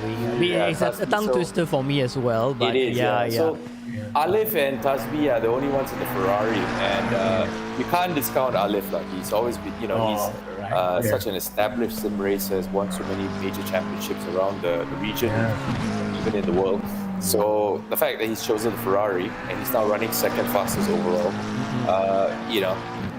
I think the Ferrari could potentially be a real threat in this particular circuit in the hands of Alif and his teammate Tajbi. And I was just going to say also, Dennis and Zach, when will you be able to increase the number of participants in this race? Because a lot more people would like to join, especially here in the Philippines. Yeah, so I've had this discussion with one of the reasons why AES. So Farid, it's just for your information as well. Yep. AES from previously we were running Race Room, and we ran all the different classes, whether it be like the Class A or Class B. Yeah, that means Pro and Gentleman class, right? We ran them together. But this time, the fact that we jumped from Race Room to ACC, we've made a decision to separate the classes for the first time. So Class A is actually all pro drivers. This is, we are commenting in Class A. If you do the earlier one with Zach, in Class B and C, I think, Zach, how many cars were there earlier on in the Class B and C? Was that 20 over cars? Three, like around 8 cars, 9 cars actually. Yeah. 9 cars in total. So like your Class C, maybe you have like three cars, but this time around was two cars, and the rest were all Class B. Yeah. So actually, if we combine the Class B and C with our Class A, it will be a very big grid. It will be almost 30 cars. So we felt that the organizers in combination with everybody at AES, that if we didn't separate it, it might cause too much of a overtaking or traffic problems for the Class A boys. Steward problem also. Steward problem. But to be honest, I was the only one that says, might not combine, put everybody together, jump along, rojak the thing. And then the racing will be more exciting, you see. But that's my consensus, but everybody felt that no, maybe we should just split the classes. But we'll see. It's worked out very cleanly. Like right now, let's be honest. I think it's good that the Class A guys can really race properly on their own. If we had combined, and also for the Class B and C guys, they also are not. They don't feel so threatened. They have to constantly look in the mirrors or be bumped out by the Class A guys trying to fight it out. So. We'll see. Maybe for the finals we might do a combined race. Okay. Does that mean that you can still entertain more Class A drivers? There is. Oh yeah, we definitely can. We can. But I think the nature of Class A is that the fact that you have to come in as a team. And I think a lot of people are also maybe a little bit put off by the level of competition. So the guys that are really serious, these guys are they've already established themselves in the region. They are known regionally as top sim racers. You look at Skyline and the rest of the people that are there. They're all guys from Hong Kong, and they have actual proper e-racing teams like Z Challenger and things like that. So. Very established people. So you don't just automatically jump into Class A unless you know what you're doing in sim racing. Yeah, also, but of course, not forgetting our Class A race is actually racing for money. $10,000 Class prize. A's got cash. Yeah, kaching. It gets real basically, so nobody wants to do it just on an ad hoc basis. You see? Yeah, because people. So how come that we, as a normal racing driver, got no money? This racing, there's no money, bro. We have to find the money. To be able for us to race, but that's right. Race, won and got money. Wow. Remember, they always say there are only 4 ways to go racing. You pay for the racing yourself. Mommy and daddy pays for it. A sponsor pays for it. Or manufacturer pays for it. So it's only the 4 ways to go racing. I'll add one more reason that you can go racing. Who has to pay? If you win the lottery. Yes. Your mommy and daddy, you pay for it. Yeah, that's the number 5 reason. Anyway, but because I was asking because there's our good driver who just won the other series. Inigo Anton was asking if when he can join this event. Anytime. Okay. Inigo is most welcome to join. Inigo, sorry, if you're watching me on Facebook on this, Inigo, you tried to add me on Facebook, but you've already exceeded. You got 5,000 friends. I can't even accept you as you're so popular. Inigo has got so many friends, So you tried to add me. But yeah, I'll tell him. because he knows. I think he probably knows by now because I thought I'd be unfriendly. I can't add you, Inigo, because you're full. Yes, that's true. So yeah, but please, Inigo, if you want to come and join us, get your dad to. Yes, that's right. Get Carlos to be his partner, right, Mike? Right, so Carlos and Inigo can race, man. That'd be awesome. Yes. That would be great. Yeah. Okay. Anyway, they'll be joining our ROC soon. So we'll be starting that soon. And we'll invite you guys. Definitely. All right. Just to mention, because we talked about the $10,000 price, right? And maybe Farid is not aware of it. Okay. Just to let you know that this championship, right, for Class A, basically they offer Singapore $2 for every one Class A point. Yeah. Okay. So if you look at this, right? So drivers, so every 1 point is $2. Then if as a team, okay, you also get $1. So not only that, for every point, right, you get one set of money. But if you are the winner, first, second, or third, you get additional money, $2,500 in first place. Second, $1,500. That is $500. Then, on top of that, if your team comes in, you win first, it's $800 on top of that. $500 for second place and $200 for third place. So look at it, money. Yeah. How come in real life we don't get prizes? That's right. This, man? That's right. Yeah. I know if I can get $200, man. Yeah, man. It's not fair. That's one thing we have to change, huh? Yeah. I don't want to commentate anymore. I'm going to go racing in this e-racing thing, man. Yeah. Yeah, but it's quite exciting also. But some of you might be wondering why all the cars in the pit. Basically, they're just saving their tires, and just keeping it warm, I suppose. But yes, now it's a good thing that Farid brought it up. It's like, hey, I raced real, then no money, then he got money. I think I better change. I'm in the wrong line. Let's go sim racing. Hey, but Farid had it better than all of us, man. You were sponsored by Petronas, man. You were a part of the Petronas program. So, money not so much of a problem in Petronas. Yeah, basically, yes. I'm afraid so. But then, Zack says, let's go e-racing. Sorry, bro. I'm a risk taker, so e-racing is not really into mine.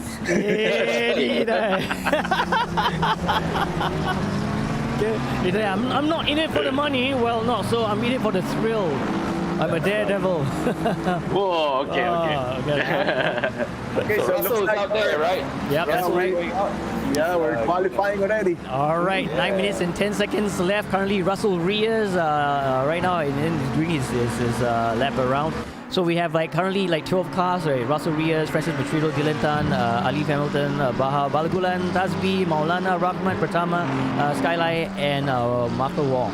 So, yep, this is the opportunity. In just to share with you guys, earlier in the light race, we had some pretty good times, really fast time. I think the fastest, if my memory serves me right, is 1 minute 32.740 seconds.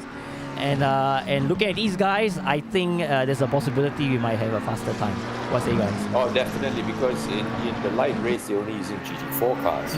Whereas in the A class, they're using GT3 cars, so it's a lot quicker. Yeah. So we'll see. I think probably 8 seconds a lap faster, or is it at least 5 seconds a lap faster in the GT3s compared to the GT4s? So you're looking at the 120. For you guys, I tried the sim version of this, and I ended up going out of the track pretty often. Like what Farid was mentioning, some of the tracks there, like the Sterling Bend and all that stuff. If you don't go in at it properly, that's what's going to happen. Your car's going to be spun around. Well, Russell is really, when he came up to, I can't remember which of the corners, the one that's going before Sterling, the two corners before. What was that straight? He was taking Dingadale. so much curb. Dingadale, Dingadale, forgetting. Dingadale. He was taking Dingadale, jumping the entire curbs. That's your style of driving, Farid. You PPCC guys always jump all the curbs. There you see? Yeah, that's normally we done with the green car, but with this GT3, you can't really do that because you have the arrow to work together. Right. So is not as much as Formula Car, but then also the GT, you have the aero. That's right. Where you also be working together. So if you're jumping too much, you will screw up the aero downforce. Right. Yeah. So yeah, I think he's taking. I don't know whether the game is accurate or not, but if he's taking that much curb, but he seems to be able to pull it off. He doesn't seem to lose time, and the car doesn't seem to be destabilized. So. Look at the time, man. I just want to butt in because we have. We thought that we had two Filipinos up there. You're right. First was Fletcher Russell Reyes right at 123.375, and next thing we know, we blink our eyes, we have Maulana with 1 minute 22.862. Fast. Three purple sectors. Three purple sectors, man. Wow, 122. Wow. Yeah, that's almost 10 seconds a lap faster than the GT4s, right? Unbelievable. The GT4s are 132. So this is it's a big difference in performance, man, and the level of driving. Yeah, and we have a new second placer again. It's Avila Bahar, Avila Bahar, yes. 123.365. Yeah, that is fast. That's fast. My goodness. So it drops down Russell Reyes to third. Yep. And fourth is Maulana is the only one that's in the 22s. Everybody else is still in 23s. So Maulana's lap is epic. Purple in all three sectors. Look at that. Yeah. 22.8, man. He's flying. And it looks like this will be a very tight race because aside from Maulana, the others are all in the 23s. Yes. Yeah. But well, you've seen a lot of people go very quick, but a race is a race. Yeah, it's a very different thing. You got to make it. It's like what Farid says. In order to win a race, you got to still finish it, right? Yeah, true. You need to finish the race before you finish first. Exactly, man. Speed is not everything. They got to get to the end. No. Okay, so let's this race. Yep. Yeah, let's put ourselves in the hot seat. What cars will you be rooting for, Dennis? Dennis, which car? last round. For me, I'm just gonna go. Although I'm probably never gonna see a victory, but I'm here for the Aston Martin. Come on, Aston Martin, you can do it. Okay, that's Vitrilio. And Balagulan. That's Filipinos at that. That's and how about you, Farid? Yeah. Which car would you go for? I'll definitely go for the Pratama because he on pole. So far. Okay. Oh, Pratama has jumped up. Oh, cool. Yeah. Whoa, he's also in the 22s. In first, yeah. Wow. Only and down till 122 already. 4,000 of a second difference. That's all. Wow. And they looks like there's about 4 people now in 122s, Dennis. Yes. They are really picking up their pace, man. They're all going to 22s already. The top 5 are in the 22s. So if they you look at the time, come back again. The split difference. 0.2 second. Yeah, they're so close to each other, man. Okay, we have 3 more minutes. A question: do they have enough fuel to last the whole 3 minutes in qualifying? Oh yeah, for the qualifying, definitely. Yeah, okay. But in the race itself, because there's a compulsory pit stop and a tire change, so when they pit stop, how much fuel they start in the race, whether they want to run light or heavy, that will affect the length of time when they box in to top up the fuel and to change tires. So that's basically the strategy that they have to work through, just like in a real race. Yeah, true. Because normally real life race also we need to calculate on every fuel that we need to use. Correct. Every laps that we race, we can still save some fuel. Correct. To extend your stint, get extra laps, and as well as maybe even carry a heavier fuel load at the start, so you can go longer, and then maybe don't refuel as much because you will come in with some extra fuel. So your pit stop also, you save a bit of time in the fueling process. Yeah, true.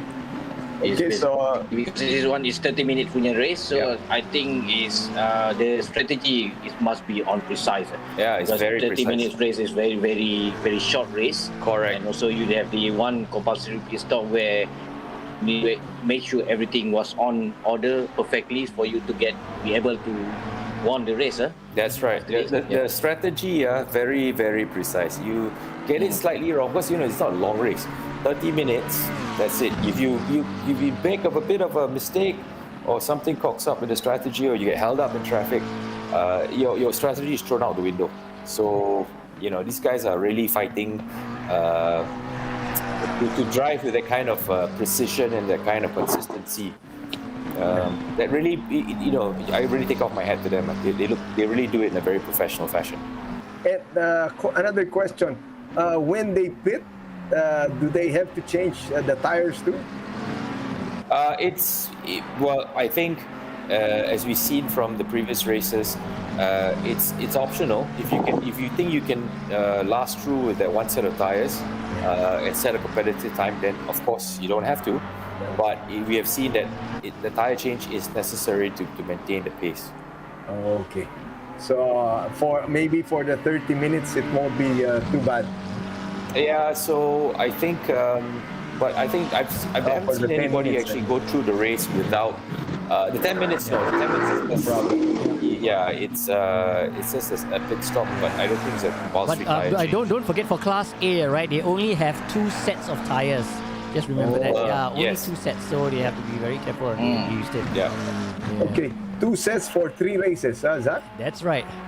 Wow. So, yep. Pressure. And first race, you already have 10 minutes. Whoa, big No. slide. Ooh, that was That's epic. me. Very big slide. Big slide going in, man. wow. Who is this? That's me. That's me. 1.5 a teammate of Alif. Yeah, Okay, Team Tasby Flash. pushing it, man. He called himself Team Flash. But Flash. I hope there's a replay. Whoa, he's almost flashed himself off the circuit. Yes. Oh no. Oh, what happened? You went don't want off. to do that because you have only 2 set of tire. I think Yeah. this will destroy your tire. That's right, I man. think Tasby. Oh, yeah. So, Too yeah, hard. you're right. Qualifying, you already have 1 set, Yep. and that's going to be your set for the first race. That's right. Yeah, well, guess what? Dylan Tan has overtaken again with 1 minute 22.492. Wow. Dylan has put in a really fast one, man. His Wow. first sector is epic. Yeah, look at that. And we noticed that everyone coming was a competition between Pratama, Maulana, Riaz, and now we have Dylan Tan. And in second, Can anybody topple Dylan Tan now that the qualifying session is already basically over? Yeah. So everybody's running to the checkered flag. So Yep. whoever crosses the line now, this is the last opportunity Yeah. to beat Dylan. Maulana was just displaced at the last moment, really at the last moment by Dylan Tan. Maulana was looking good for pole throughout the 10-minute session, but Dylan just managed to find something at the last moment and pulled it out of the bag and to grab the pole position. Well, we must take notice that McLaren cars all the way, until 7. Yeah lah, why lah? Where's my Aston? At the bottom. No good lah. But anyway, looking at it, it's quite exciting because all of them. Just quick run through, because Dylan Tan currently is leading in the overall championship. He's got 83 points, followed by Rama Maulana with 67 points and Russell Riaz with 57. So looking at what we have right now qualifying, we have Dylan Tan in first, Maulana in second, Rahmat in third, Baha in fourth, Pratama fifth, Riaz is sixth, Marco Wong 7, Ali Hamilton, Tasby both 8 and 9 respectively, Skylai, Francis Machiro and Aldo Balagulan. But look at the time that Dylan Tan posted, 1 minute 22.492. Epic, man. Epic. It's like 10 That was seconds really off the thing. fast. Yep. Yeah. Nice. Mm. So we know we have a race on our hands. Let's call for rain and sunset, is it? The random weather. Yeah, my goodness, if really you're able to do that in actual racing, right, boy, at the mercy of the weather. Just a sit, man. Oh, but in real life, yeah, we are at mercy of the weather, especially in circuits like Spa. As Farik has encountered, Spa is, you never know, man. Same in Nürburgring, you never know. But one side of the track could be dry, next the other side of the track is wet. So it's scary, man. It's just like going in a time zone, right? Ever driven? Yeah, I mean, been Sorry, Farid, you're saying something. being to the Nürburgring before also. I was at the Nürburgring before, and we have three parts of the different weather. We have dry, we have almost snow, and then we have wet. So we have snow, three wow. almost snow that time. It's Crazy, just like very, very fine snow. Fine, yeah. Yeah. Guys, Crazy. do you see what I see? Hey, it's dark. What's going on? Race 1, gentlemen. Oh, Are you kidding? You making them race in the dark? Well, you're At 2 evil. a.m. Oh, At 2 a.m. At 2 a.m. Come on, bro. Really? 2 a.m. We had mama already. 2 Yeah, a.m. boy. If I having my roti canai lah. You know, I thought there was just a problem with the video. All freezing already. Oh I my hope they goodness. find their lights, man. They They are trying to find the switch right now. Yeah. Which one turns on the front lights? You are really sabo the guy, huh? Yeah, Nice, man. romantic. We did say what the weather god. See, and the weather, all the Oh, lights. I see everything. Everyone lights. You must be I thinking, found the switch. Where I the found the the switch, switch. man? Yeah. Okay, Yeah. nice crosswind across 4 kilometers per hour. But guess what? Too much, we can't feel it now. I'm feeling it in the studio at 7 degrees. 10 seconds to race start, guys. Yeah, Wow, man. you guys are And others cool. don't have their lights on yet. Yeah, I realized, hey, dark ah. All The ones that can't right. find the light switch are going to be in deep trouble, man. I this know, morning. man. Oh, man, it's scary, man. They were thinking Okay, they were now customers. everyone has it on. All right, here we go. Is it a standing start or rolling start? Rolling Rolling start. start. Rolling, right, rolling. Wow, this is like some National Day event. Hey, all the blinking lights, they must be saying, what? Unexpected. What are you guys trying to do, huh? This is only race 1, no? This is supposed to be a sprint race, right? Okay, anyway. And this is just the first race. Yeah, I know. Then we get more exciting. We got 2 races to go. Well, Dylan's on pole, followed know. by Maulana. All right, green light, and we are off racing at Brands Hill There you go. Circuit, and it's night. don't adjust your screen. Everybody is very cautious, you can see. Oh my goodness, I'm thinking like, ooh, nice. Dylan and Maulana side by side, but Yeah. Dylan is basically gone ahead. Maulana's got the inside. I think Maulana's going to take the lead now by the looks of things. No, Dylan, they're Still side by side. No one side by keeping up. side. Can Maulana outbreak Dylan? Yes. Yeah. Going into Surtees, right? This is, yes. Maulana's ahead Okay, Alana's now ahead. of Dylan, followed by Baha. So looks like the top 3 are all bunched up together. There's a slight gap Yes. now to 4th place. That's right. All right, here we go. Dingle bell in the night. Yeah, I'm not even commentating because I'm just watching. Watching, it's crazy, huh? man. Racing in the dark. Yeah, what amazing. We're just racing Yeah, looks like in the the top dark. 2, they're pulling away. They are, man. Oh man. They're already starting to form a bit of a gap, but Maulana, Dylan Tan, and Baha, first, second, third. In Oh. 4th place, we have Pratama, Alif, and Tash. Russell Reyes. What's Alif's surname? Alif's teammate again? Tasby. But look at Tasby. Yeah. Tasby. That's right. Russell Reyes is way down in 9th place. Yes, Russell is struggling at the bottom there. Yeah, He didn't I have don't the know what's best of happening. starts. Yeah, Well, maybe he didn't practice in the dark. That's why. yeah, I think so. Yeah, that's It's like, who turned the lights off, man? yeah.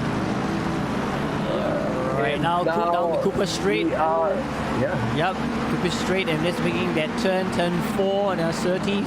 Surtees, yeah, this is a very tricky corner. Yep, and here we go Named down after the John Pilgrims Surtees. drop, and I think Maulana is trying to open up the space between himself and Dylan Tan.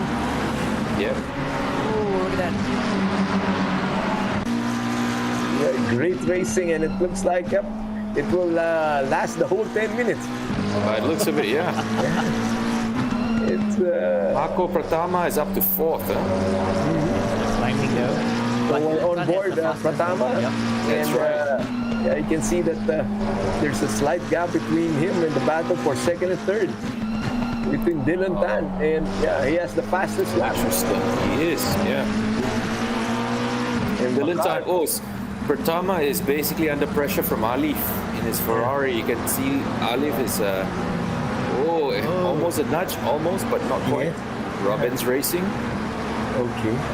Yep. There you go. Alif is trying to go on the inside, but I think he's not. It's very hard to pull it off into turn one. Can he? Well, yes. Alif is taken. He's gone into. He's overtaken Pratama. Okay. Now into Druids. Alif is ahead. Okay. Alif Now up moved up to fourth. third place. Yeah. So Pratama is. So Pratama has gone back for the position from Alif. Oh, here again, Tasby trying to overtake Pratama. No. Yeah, sorry. Yeah. The update was slow, so Alif. Yep. Yeah. Alif So still ahead. Alif now in third. So the two Yes. Ferraris making their way up in third and fifth position.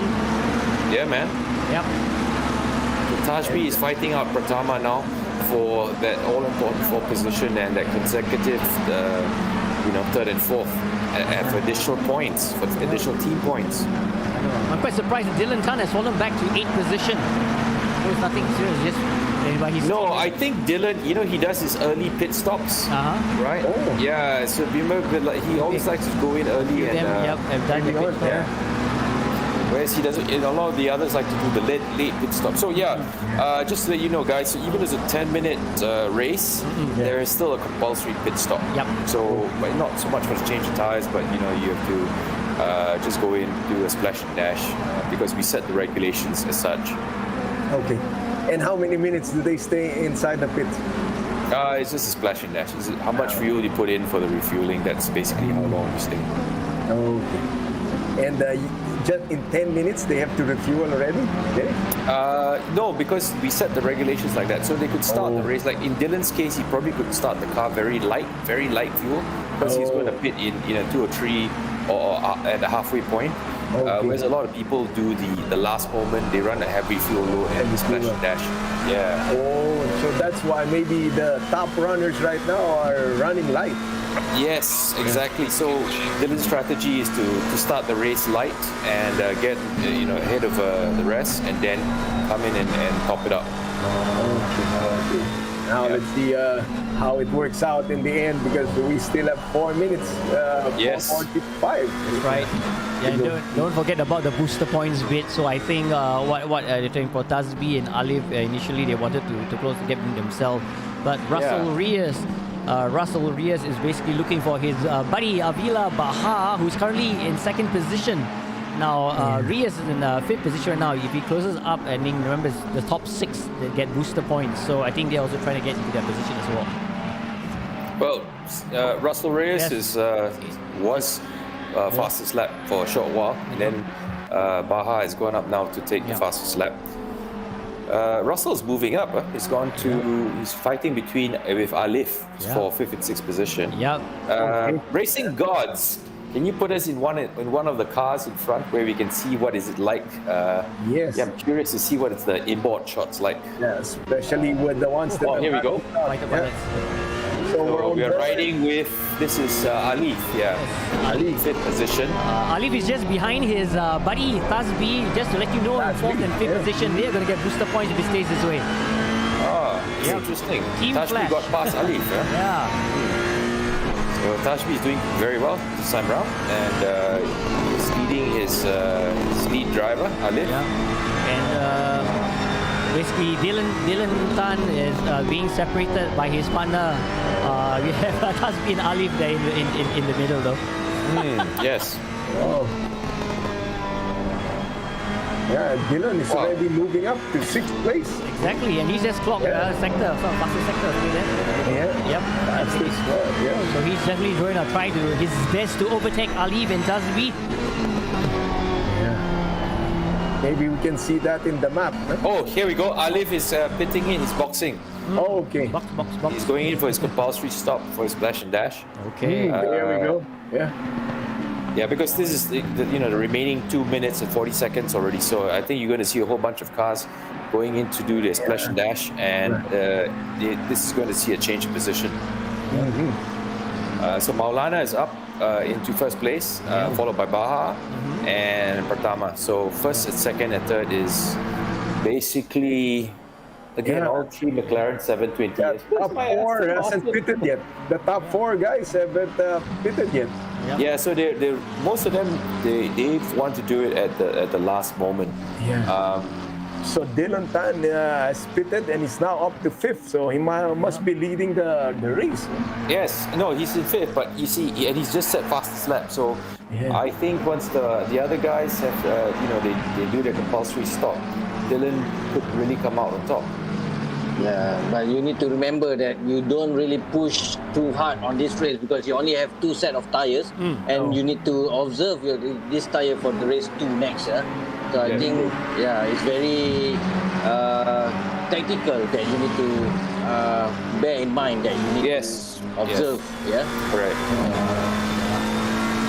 And but I think obviously some people would like to get the money.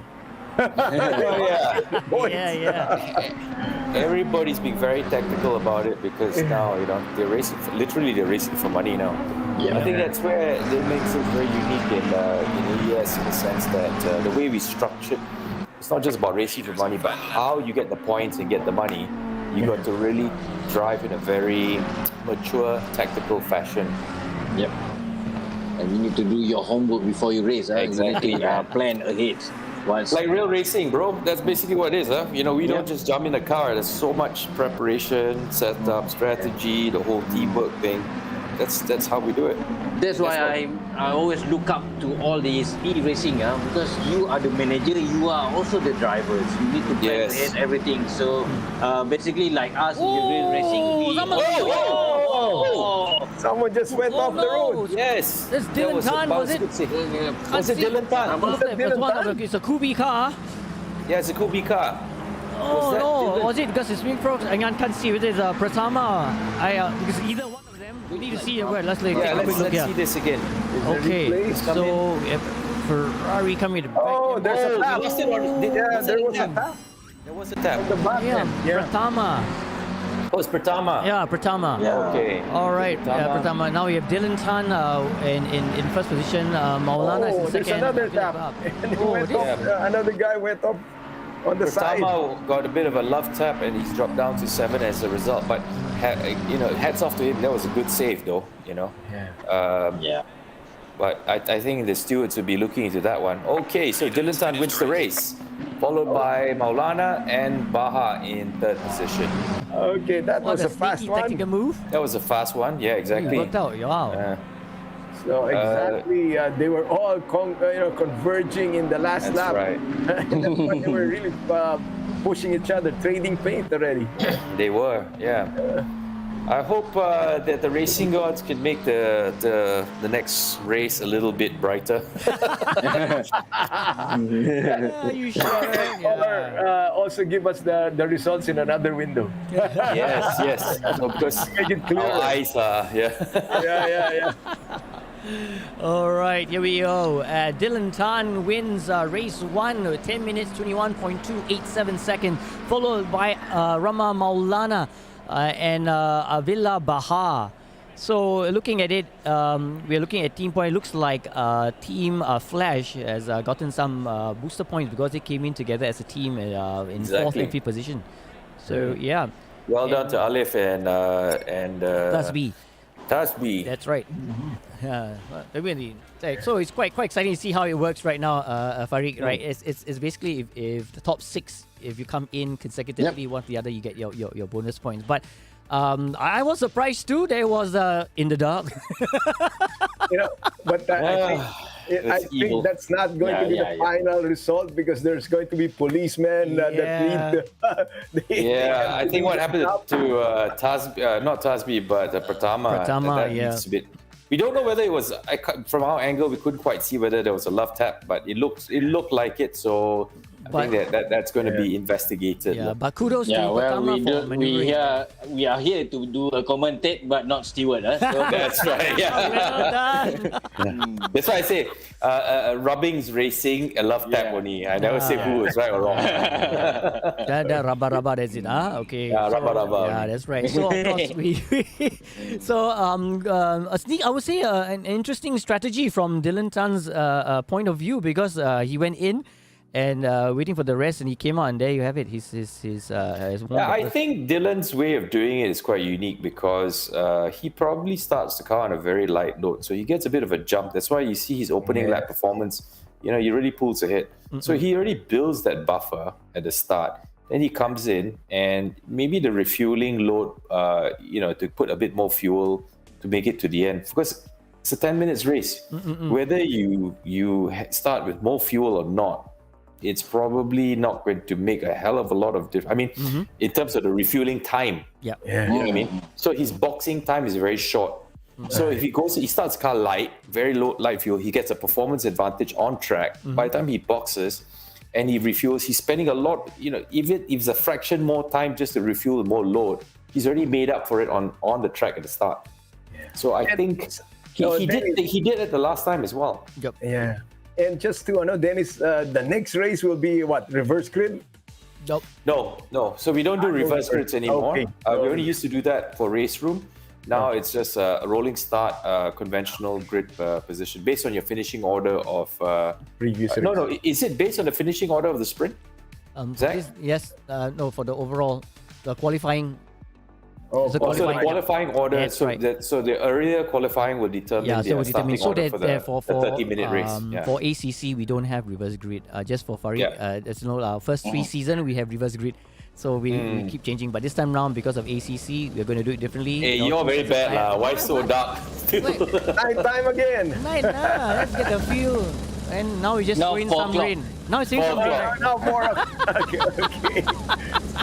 So, I do slowly feel sorry for these guys. Farid, hujan. it's a half-hour race, man. Yeah, Oh man. my goodness. Well, we did say endurance in a very passionate way, so yeah, we can't do it. So we have Dylan Tan in first position.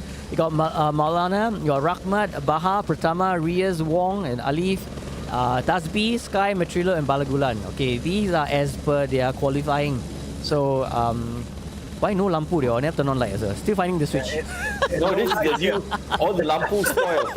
So this race, Turning this on the the race in the dark for 30 minutes. Dennis, IFR driving. IFR driving, yeah, exactly. Oh, yeah, I think they heard us. Lampu. Oh my goodness. They were thinking, your guys are too much. No, we want to have a nice race, Brands Hatch. Now we can't even see anything at all.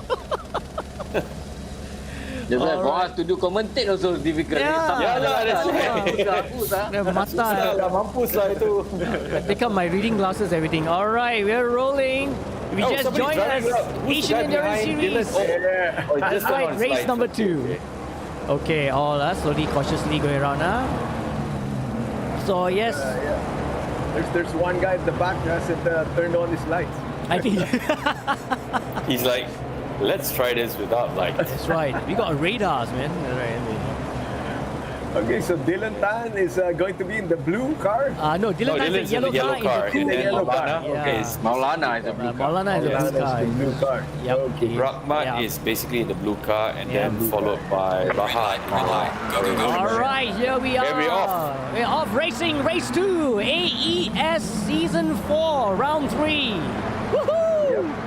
Okay, so this is going to be a 30-minute race, and it looks like Yeah, Dylan gets into Druids first ahead of Maulana, so it is a clean start again on everybody's part, which is good.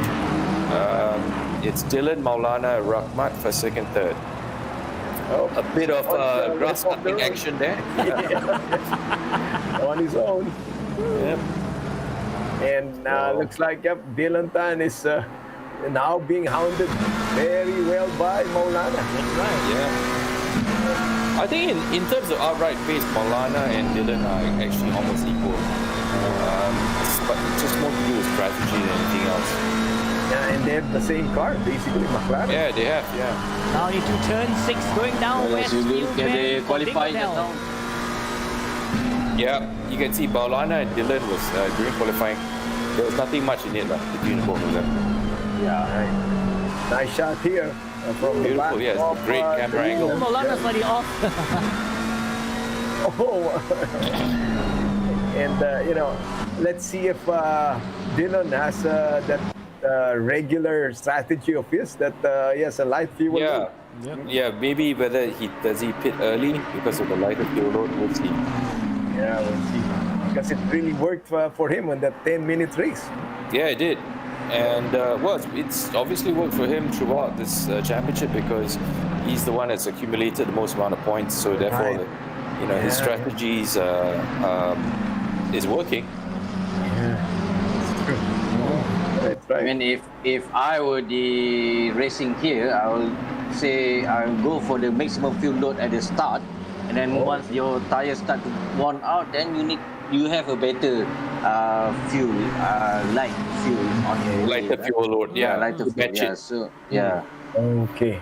So you'll go for a different strategy than what Dylan. Yeah, because it's a longer race. This is half an hour. Yeah, that's And right. also you have the 2 set of tires. So this Correct. tire that they use is already been used at the race 1. So I guess it's better for me to start with the full load of fuel, and then after that it's only short refueling after that. Correct. As your tires worn out.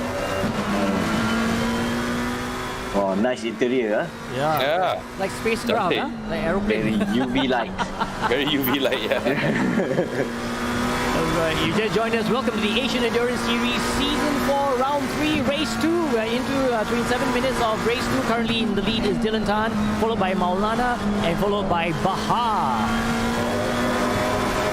So it looks like this duo will be really going for. They might be on the same strategy, huh? Dennis? Yeah, we might see. We've got to see who's going to pit in first and who's going to do the undercut or the overcut. But I think if you look at it, like what Farid was saying, looks like Dylan is probably on the same fuel load as Maulana. Yeah. They don't seem to be able to. They're both pulling away from the rest, but they're pretty much stuck to each other. Dylan doesn't seem to be running on a lighter fuel load or anything like that. They're so equally matched. Yeah, because now they're building up a gap between second and third. Huh? Yep. And I guess Maulana is just follow Dylan Tan, because I think there's no point for you to overtake Dylan Correct. Tan at this point of time. So I think after that, maybe you can overtake later on during the race, because it's only it's a long race, 30 minutes of the racing. So I think it's better for you to plan ahead your strategy, not to destroy the tires so quickly. Absolutely. I think Maulana is just saving it to where it's going to count. Is let's say if Dylan does the undercut, it's in early. Maulana following at the back, he probably has Bahar pit in. Bahar pit in already. Yeah, but if Maulana doesn't, he's just pushing Dylan to go harder. He's probably saving his tires. So when Dylan boxes, Maulana can go flat out for basically a couple more laps for the overcut. See? Yep. Okay, so with Bahar already pitting in, he has the lighter fuel load then. Yes, possibly. Yeah. That it looks like way. It's coming out, right? Yeah, just out there right in front of this leading duo. Yeah, if Yeah. Bahar's partner Russell Ray is currently in 8th position. Will he be pitting soon as well? We won't know. Sorry, Zach, can you just check with the racing gods? Each race, do they start on a new set of 2 tires, or is it 2 tires throughout the Two the tires sprint and throughout? That means for the. Somebody went off. Yep. The one that's Bahar, I think, because we were on board Russell Reyes. Yeah. Right, yeah. So Bahar went off. So But I Russell just went off the road. Yeah. Oh no, yeah. That's the problem. He probably in the dark, suddenly the apex appeared. Said, that's not good. Or maybe he took in a heavier fuel load and put the brake for the turn. Well, whatever it is off, and he's got to crawl his way back. Dylan Tan, That's right. still out there. He's basically got Maulana just attached to him. Yep. So, but if you were like the second placer, would you do the same? Not challenge for the lead first? Yes, I'll do the same. I'm not challenged for the lead first because, as you know, this endurance, you need to maintain and observe your tires throughout the racing. So, Yes. especially when you have only 2 sets of tire. So, this is the key for you to win. You need to really plan ahead with your tires. Yeah, but they Correct. got Dasby, Yeah. Pratama, and Rahmat just pitted. So, Okay. Yep. Yeah. Yep. So, So the 3 guys, Yep. looks, wow, a lot of guys. Only the top 3 have not pitted yet. one more below. Yep. Well, finally I get an Aston Martin on third place. Yeah, Malagulan's in third. Balagulan, yep. Come on, man, Balagulan. Driver. Yeah, let's go. And it's funny because Dylan and second placer looks like they're on the heavier load. Yes. But And you they know, like still have what, the pace. like what Farid is saying, it's good. They run the heavier fuel load, and his tires wear out. The tires, the car is getting lighter as well, right? So it matches the fuel load usage matches the tire wear. Yeah, helps. Yeah. Yep. Oh, this corner in real life, I still remember that corner. Crazy. You shrink your ball out. Yeah. A lot of G's pulling you out. Huh? Dennis? Yeah. And also the drops, The drops, Yeah, the a lot drop. of G's. You just disappear. Well, in the Formula car, the G and the drop was really, because the speed, our mid corner speed was crazy high going in there. Yeah. So it's like being on a roller coaster. Huh? It is. Yep. Okay, now we're seeing Villa And Baha. in UK circuit, there's a few circuit with this. Yeah. Okay, so right now we're on board Bahar. Yep, Who's, Baha, right followed by behind Marco him. Wong. Yeah. Well, Pui Racing. Pui Racing. Yeah, with the camera flash. No, we were the one that stood out in the first round. So basically, Baha and Wong are fighting out for 6th and 7th place. sixth At the moment, place, yeah. Baha at the head. Yeah. Still a good battle, but I'm amazed that the top 2 drivers, they're still out there. And look at the sun, it's coming out. Yeah. Yep. Yeah, here's there comes the sun. Clouds are Here getting comes the lighter. sun. The way Dylan Tan and Maulana are driving, they're a bit like Formula One last year. Hamilton and Verstappen were a class above everybody else. Same with Dylan Tan and Maulana, they're literally a class above everybody else. Their pace, consistency, and their strategy really puts them apart. Okay, now tell me, guys, the clouds up there, they look like they're threatening. They're dark. I don't know what planet these guys are in, but Yeah, it's really like the sun sunset cannot doesn't last very long.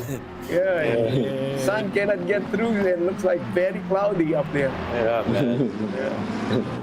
So there might be rain coming up soon. Who knows? Okay, so there now maybe we can the racing gods can bring us to the battle for 1st and 2nd. All right. Yeah.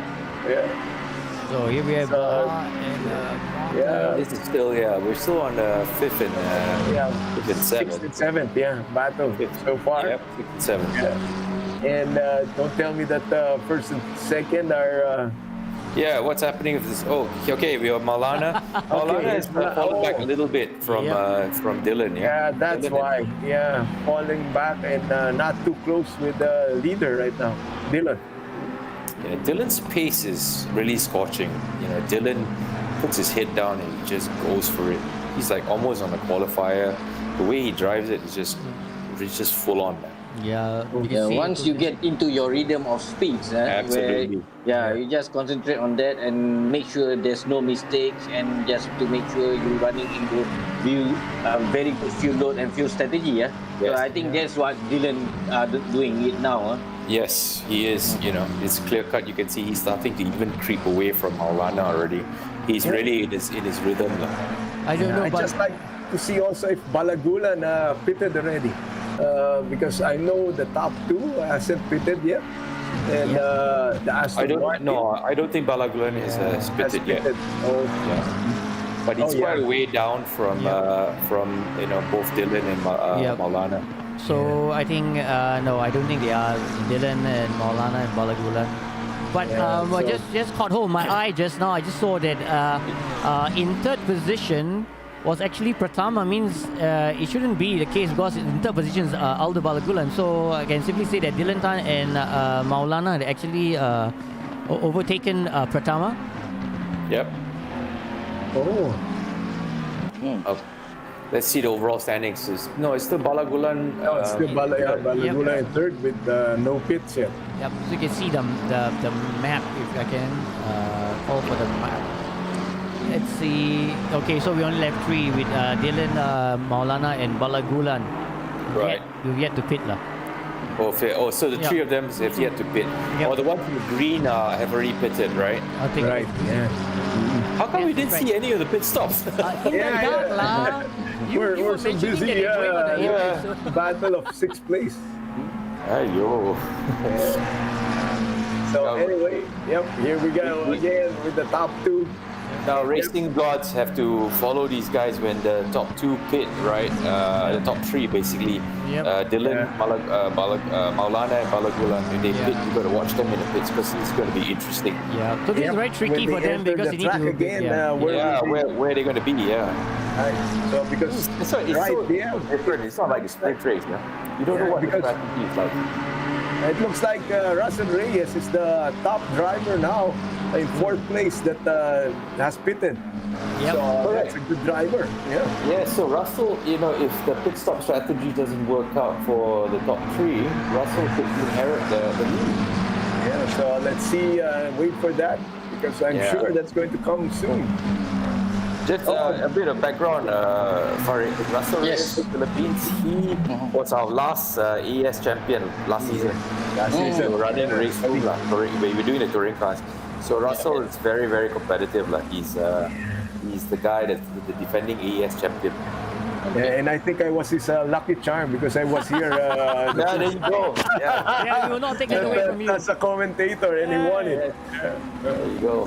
And with even How far is Balagulan and Reyes? So I think. Yeah, what's the gap between Balagulan and Reyes? Can we have the track map?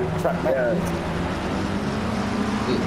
Okay, let's Hold up track here. right now. Okay, here we go. Reyes is So fourth. Reyes is in fourth. Yeah, with Alif closing behind him. So you can see that in 11th space, Ala Balagulan is right smack in the middle between fourth and second.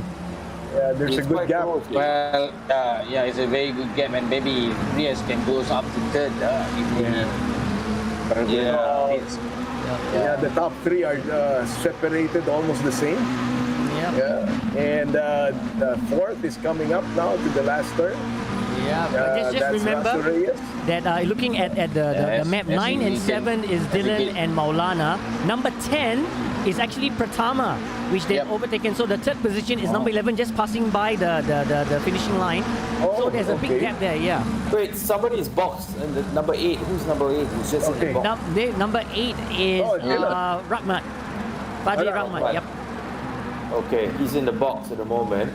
And so number 4 is Dylan, is it? Number 4 is Reyes, Russell Reyes. Oh, Yes. So Reyes is really racing because he's got Alif Hamilton really chasing them right now. Yes, Look at the map there. And surprisingly, Aldo Balagulan is like in a world of his own right now. He is quite a distance from Russell and quite a distance from Maulana. So he's got that, yeah. Yeah, another guy has pitted. Number 10, Number 10 is Pratama.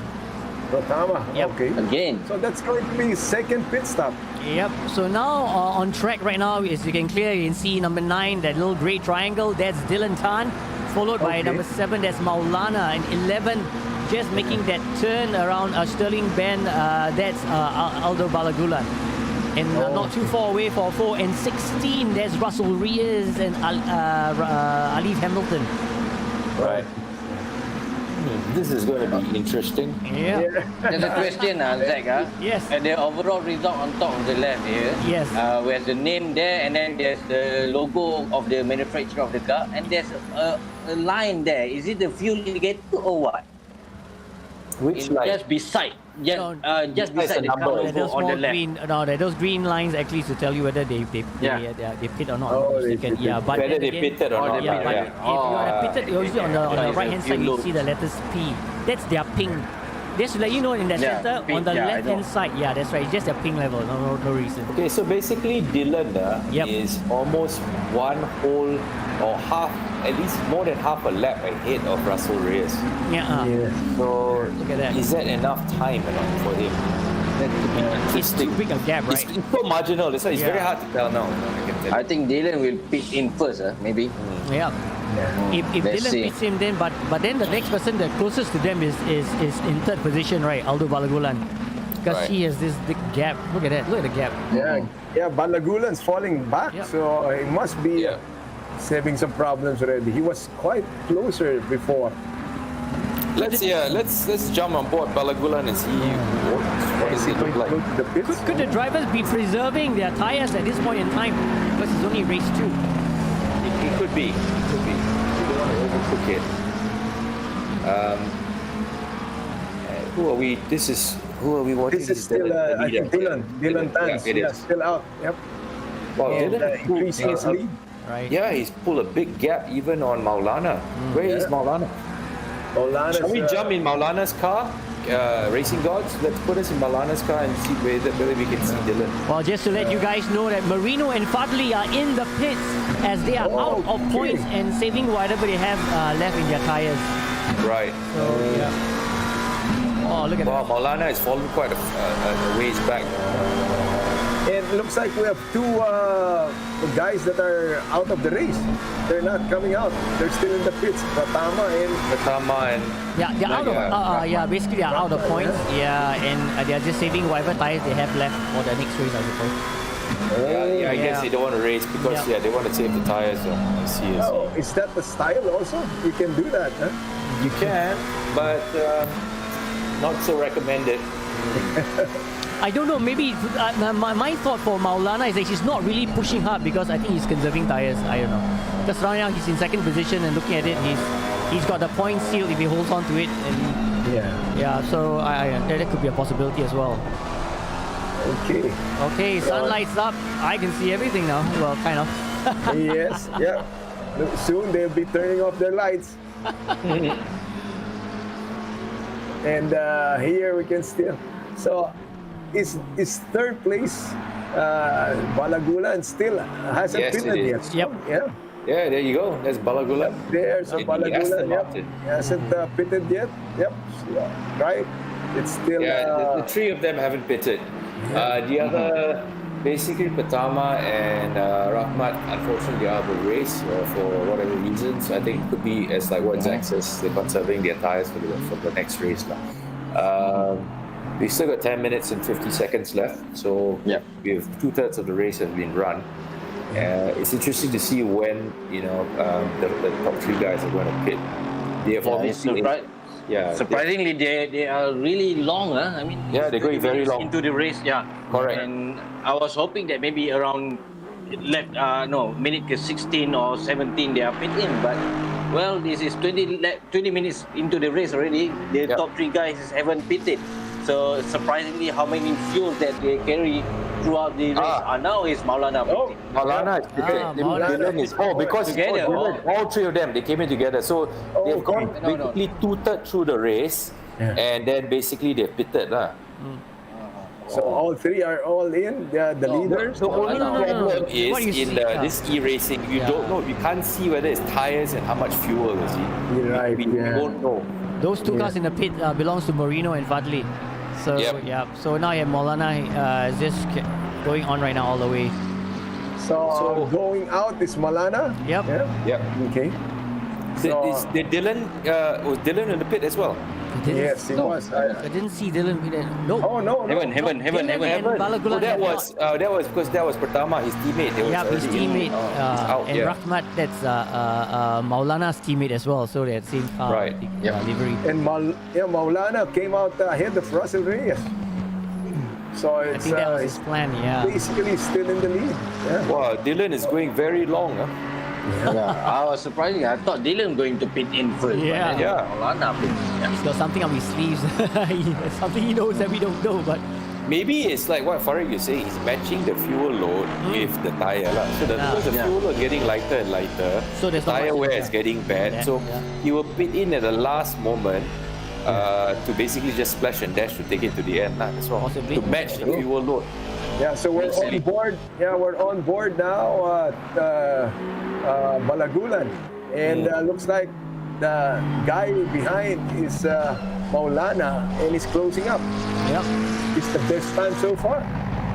Who's that? It's Balagulan has gone in, so it's only Okay, left that's with why. Dylan Khan, who is not pitted yet.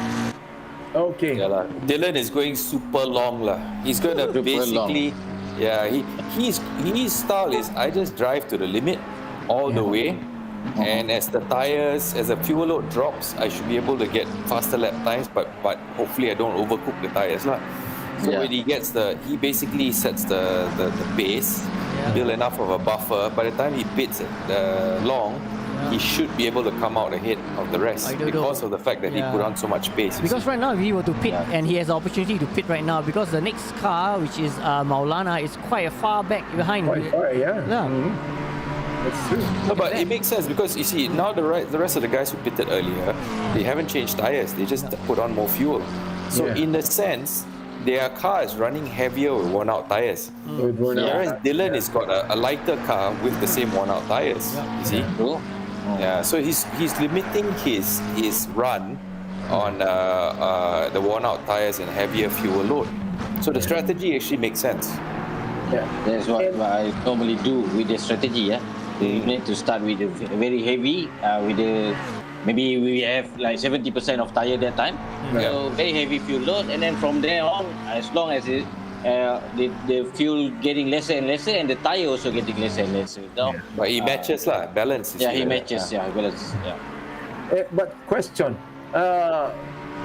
is there going to be like degradation coming into, a key The here? tires. Yes. There is tire degradation. Yes. The tire wear is set at Zach. Is it 2 times? Correct me if I'm wrong. It's a normal Yeah. tires, but you need So for it's- 2 sets, yeah. Okay, so we haven't accelerated the wear, but there is standard wear.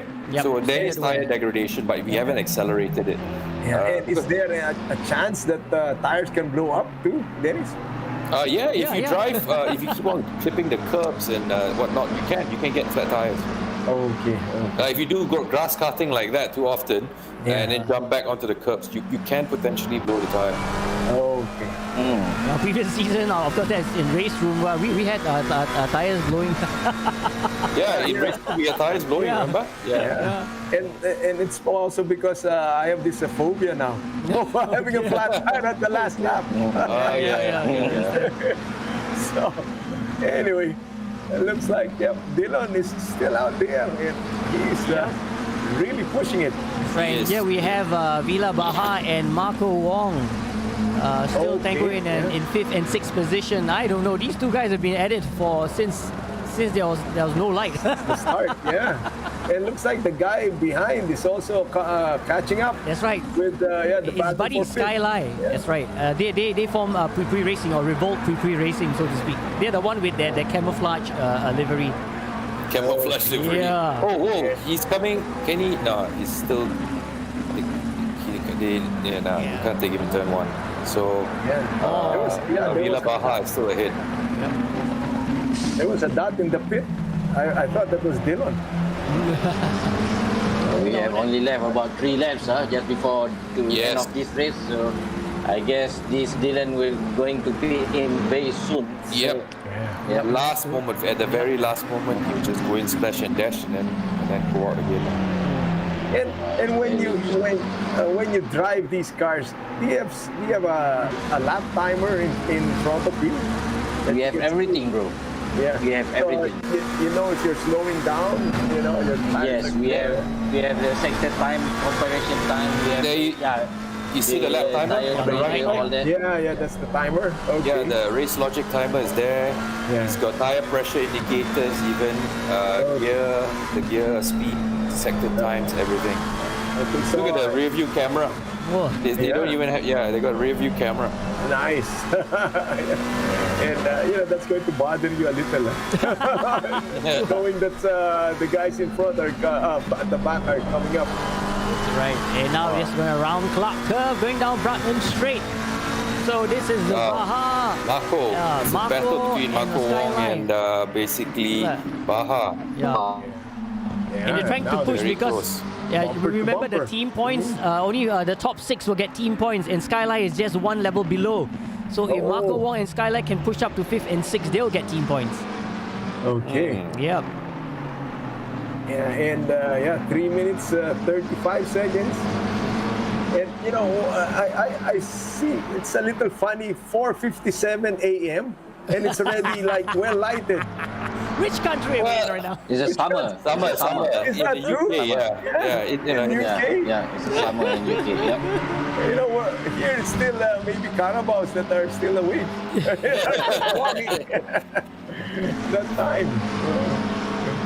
Looking at Baha driving style, Baha is really tried to get off from from Wong. That's Yes. right. So, yeah. And but he's then pushing need to it. be careful. Yeah, need to He be doesn't careful, overdo Baha. it. So yeah, right. don't overdo it. You Just see how he's mati like that? He overdid it. He straight line the chicane there. We're just about to say, Yeah. now Skyline is trying to Yeah. push his way in, but just remember, it's for himself. Avila Baha is one half of GMX Phantom. His partner is Russell Reyes. Russell Reyes is currently in 3rd position and he's in 5th. If he can Oh, overtake, really? yes, Wow. and if he can overtake Ali Hamilton, that will be a 3rd and 4th joint position. There you go, bonus points. Yeah. And now you have to play with your teammates. Now Wong need to hold a bit of Baha to be able Skyline to overtake. Yeah. Yep. That's Yeah. normally what we do in the teammates. So to get the maximum points overall. Yep. Yes. Okay, maybe we can shift. Okay, Oh, here we go. Dylan is coming in. He's coming into the pits. He knows he Our has to. leader. Very Let's see what last minute. happens. Okay, It's gonna now get we interesting see if now. Malana can take Yeah, the we can lead. see the map right now. The triangle, the red triangle, No, it's that's very Dylan. difficult Maulana Yeah. to take the Yeah. lead because it's only Now- short. Maulana Yes. is 7. Yep. Where's Maulana? Maulana is just coming down. Malana's coming into the Yep, last to the turn. last stretch. Your clear is past turning. No, Big no, top gift. No, it's he's out already. Definitely cannot. No. It definitely cannot. Up. Grand Hedge is very short. It's Oh, Yes. short And here pit. he goes. Well Very done short. for Dylan Okay. Tan. Dylan's strategy has really worked. really worked. Yeah. Oh, wow. Okay. So there you go, Dylan Tan again in first. Yep. Yeah, you're right. The pit stop in Brands Yeah, Hatch man. very short. Shot. A minute Oh. and 18. Look Very at that. short. Oh, and and here we have Abila Baha Bakar, really yeah, trying to Bakar fend still, off Skyline. Skyline needs that position. He wants that position. He just needs that position to join That's his why- buddy. Yeah. Mr. Wong need to Marco help Wong. Skyline. Yeah. I don't To be think able for he's, them to get a very good points after this. Yeah, I said, I'm not going to give it to you in a silver platter. Baha is not. Yeah, he's not. Yeah, Baha said, "You wait lah. You wait long. I'm also wait long lah. I'm racing with you, man. I'm not going to give it to you. Yeah. That's why. 39 seconds left, guys, for the race. This is going to be interesting. yeah, This race between the 5th, 6th, and 7th is also very interesting. But Yeah. we got to go back to the race leader very quickly. We've got 25 seconds left. Yeah, I think Dylan's quite Where Dylan- Yeah, way Dylan ahead. Tan, Maulana That's why. Reyes, and Ali, where are they right now? Oh. Dylan's at the back in the Indy loop. Yep. Right space out. Oh, look at Dylan. Okay, here we go. Okay. Start finish line. Okay, 7 Last more lap seconds. for Yeah, Dylan he's going to Tan. snatch it. He's going to hold back and he's snatched it. Yep. Is this the last lap? Yep, for him. Okay. Yep, this is going to be his last lap. Okay, he's got it clean. He's into Druid already. Wow. Way ahead. Huh? Let's see his steering. Let's see his driving style. You know? This is steering input. Very smooth, very positive. Oh. Very smooth driving. So would you say that these are now his brand new tires? No. He's still, No. They're still. still on the same tire. Oh, really? He didn't Yeah, change, so- huh? Yeah. Because he will change for the next race. Okay, so he's conserving. He didn't change in the pit stop. No, he didn't. Yeah. Yeah, okay. The old tires and That's why heavy he's so fuel. fast, you see, bike. He went in, he's literally, there's definitely not a change of tires because the time was too short on the pits. It was just a splash of that. He was just picking up a dash of fuel to make it to the end. Yeah, okay. So good strategy then, yeah. Yeah, And he was able to conserve his tires the whole race. yeah. That's He's got good. a very smooth driving style, very positive turn in, and a very neutral turns it in, comes on the gas very early but smooth. Down this the Bradburn Straight. This is what happened when you And here we go. Well done. That's it. Our race winner, Dylan Tan, wins Yeah, it congratulations. convincingly, Well done. followed by Maulana. Maulana and In let's see second third place. place. Is Russell Yeah, Reyes. Russell Reyes. Yes. Okay. Okay. What happened with Alif. Yeah. Alif in Marco fourth Wong. place and Yeah, in Marco fourth. Wong in fifth. Marco Wong is worn out. But what is the Yeah, Can- they- Balagulan was on top just now, and then Yeah. suddenly he dropped off to 8 after this. yeah, what okay, happened to good Balagulan? job. Balagulan's way down in 8th. Yeah, Ooh, Aston Martin. Lovely car, but they just can't seem to perform. What's wrong with my Aston Martin? It is Aldo Balagula in the 8th position. Matrillo, Thaspi. But okay, good. But no one's using a Mercedes here, or it's not allowed. I don't know, yeah.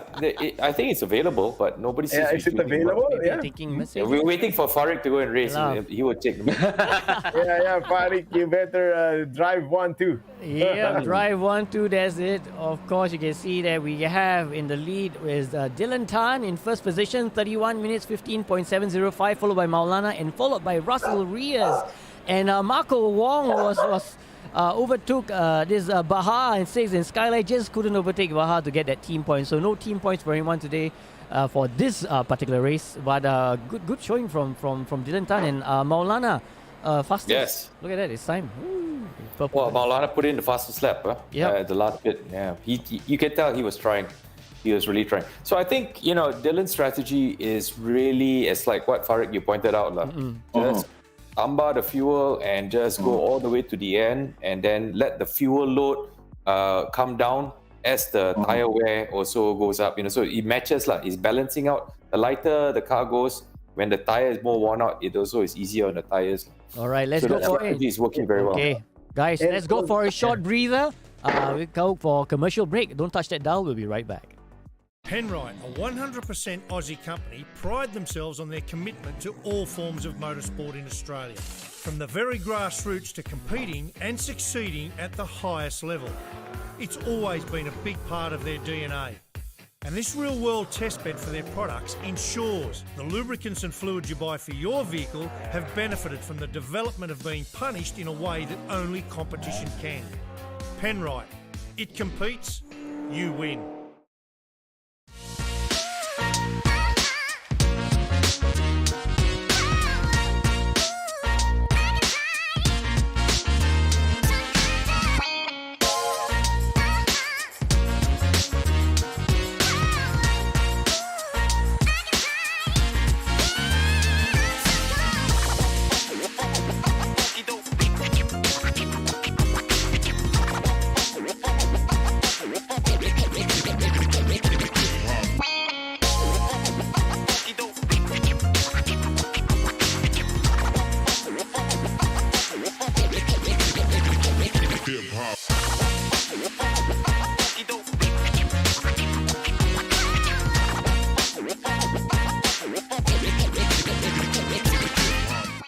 Air, fuel, spark, the trinity of power. You need all three to bring your engine to life. Kenny and Norm knew that, which is why for over 50 years, the company that bears their name has been re-engineering what filtration can do. Engineered to protect against dirt and scientifically proven to provide up to 50% more airflow. K&N, 50 years of performance and innovation. You're watching Asian Endurance Series Season 4, Round 3 at Brands Hatch. We are going to kick off race number 3. What an exciting race 2, guys. Look, it's daylight. Yeah. Yeah, it's like, yeah. And now it's right, a very, very different strategy where you guys know that they have a new tire now, right. and they can play quite a lot of different strategy now. So I think let's see whether Dylan Tan got a better strategy this time round or the other guys will get. Yeah. Yep, can't wait, man. I don't know. What do you think about the other two guys who decide to pit early? You know, is that what is it part of racing? Has it ever been done before? No, right? Yeah, I think that this Dylan has worked out the strategy very well, as like Farik, has pointed out. It makes sense to go long to match the dwindling fuel load with the wear rate of the tire. It's the most logical way to do it.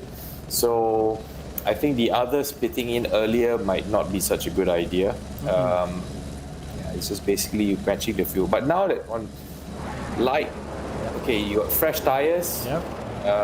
You can pretty much play with the strategy at any time. Yeah. It also depends on where you start, right? You know what I mean? If let's say you are stuck at the back and you want to basically have a chance to overtake, you might start on a much lighter fuel load and then pit earlier to build up a gap so you won't get stuck in traffic.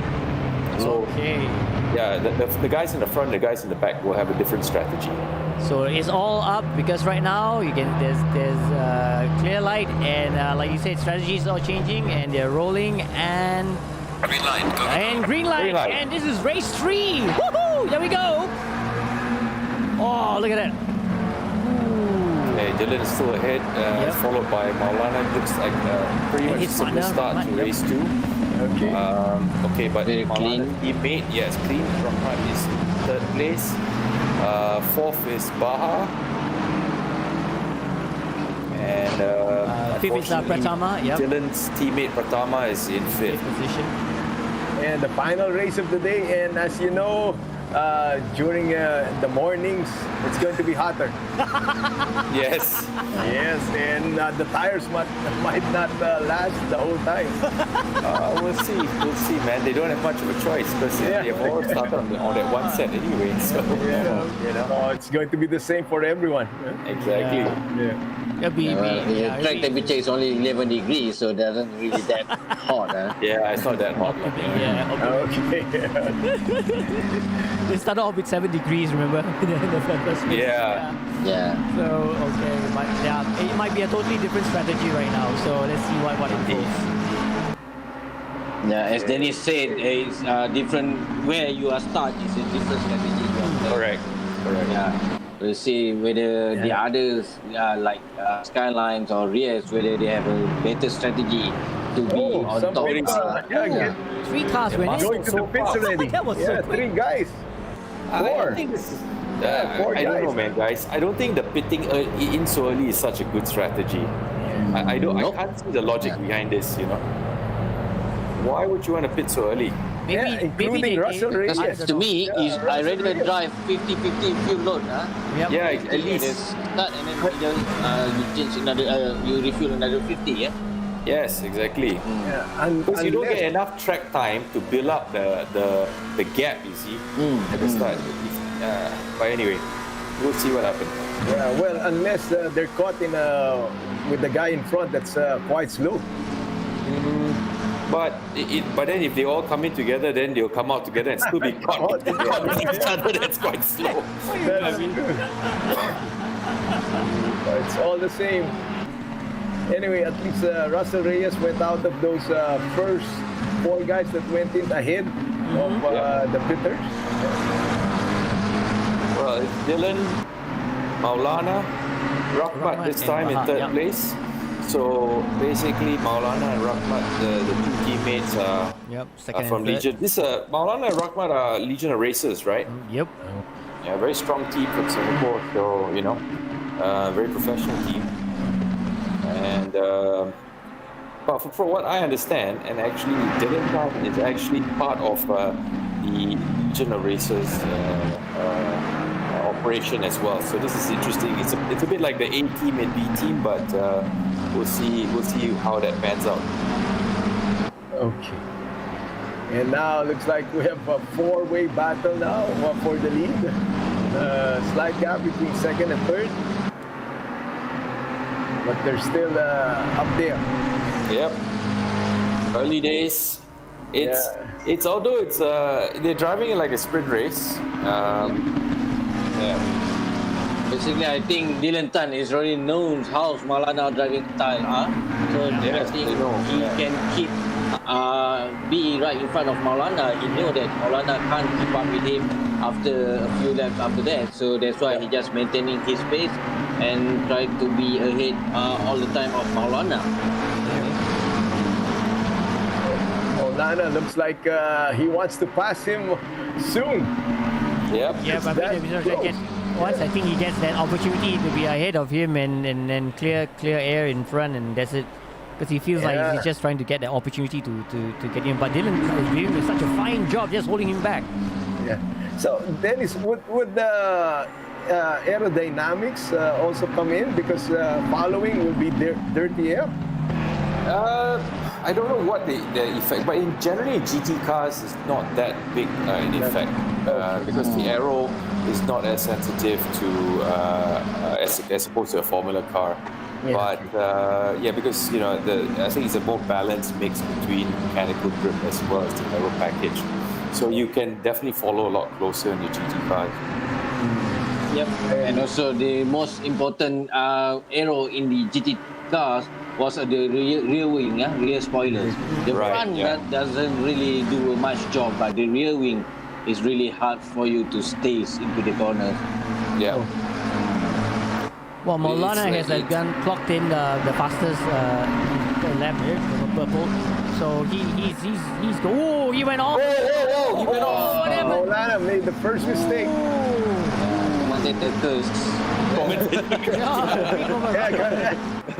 And now he's right behind him is his teammate. Ooh. Yes. Oh, looks like he's going to the pits. No, he went off, did he? Oh, wait, he went off. Slight lapse of concentration. Yeah. That's given As a dinger down. Dylan a bit. Let's see if Maulana, like I said, he went to the pits. Oh, he did. Yeah, he did. So he did. after that That incident, little incident, yeah. just to maybe regroup him and refocus. Maybe. So now that's going to leave his teammate to challenge for the lead. Yeah, This is Russell basically Reyes and Russell and Skyline in the 9th and fighting 10th. it out. Yep. Yeah. This is for 9th and 10th, yeah. Yep. And So there's a lot of battlefield going down further down the field. Yep.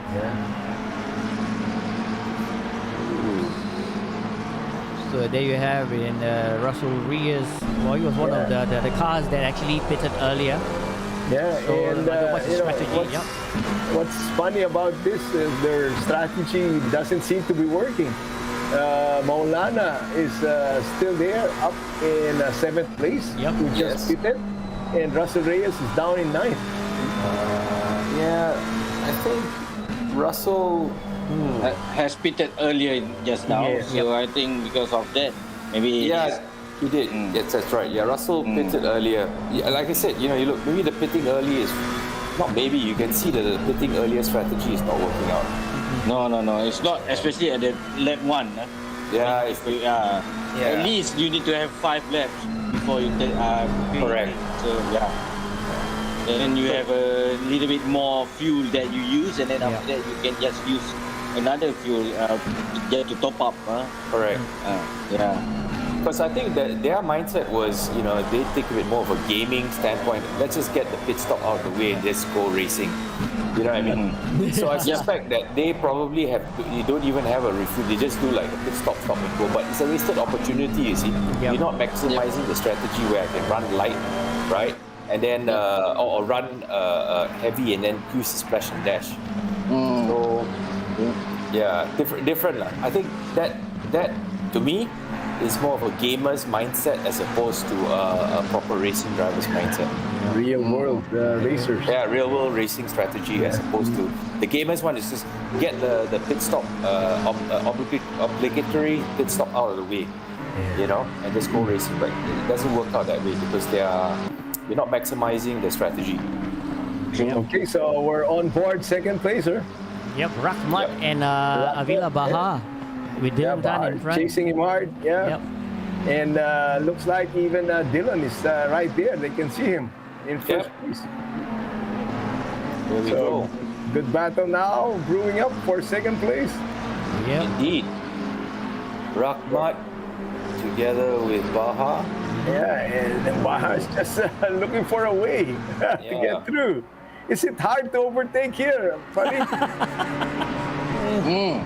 No, it's really tight. It's really tight to overtake. Right, yeah. So, Because it looks like, This circuit is there are overtaking of opportunities, but you really have to be brave. You got to dive under, you Yeah, under you need braking. especially with this touring car or GT3 car, you need to make your own room to be able for you to overtake. Yeah, Correct. because and I thought he was closer a while ago, and now he's getting closer again. Yep. And Baha really to play strategy where that he want to overtake. He just don't simply go push here and there, where he will destroy his own tire. He's gone into the pits. Baha, it's 1/3 way through the race. Yep. Well, it's clever move for Baha. I will say he can't really overtake Rahmat, but then Yes. he say, why bother to fight with Rahmat? Then might as well just do the pit stop and then we settle. Yeah. Yeah, outside. It's right. Yeah, you're right. It's a good call on his part. But still about 20 minutes to go, and might be not what Dylan's thinking. Yeah, because don't forget. I'll say Dylan is he's already at his own world. Yeah, he's he's not bothered with the rest. Yeah, he's just driving his own strategy. Yeah, but do take note that Dylan's partner is a actually dive on the Pratama. inside. Dive on the inside, third. yeah. Yep. Yeah, by Molana. Malana. Molana just took over that position Oi. from Why lah, Balagulan. my Aston Martin always kena overtaken. Come on, Aston Balagulan Martin. just overtaken by Molana.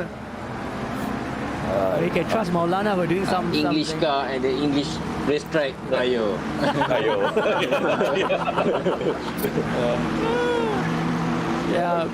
And we just let you know, guys, the top three, right? You got Dylan Tan in first position and his partner Moreno Pratama in third. Okay. Yeah. And there, Bakar, we're now on Bakar is in front and Maulana coming up right behind. Going for the kill. Yeah, so it looks like, Maulana's moving. Yep. Yes. He's on his way, man. Yep, he's going to try and catch So those. he's got Baha in top front of three. him now. So this is going to be another problem for Bahar.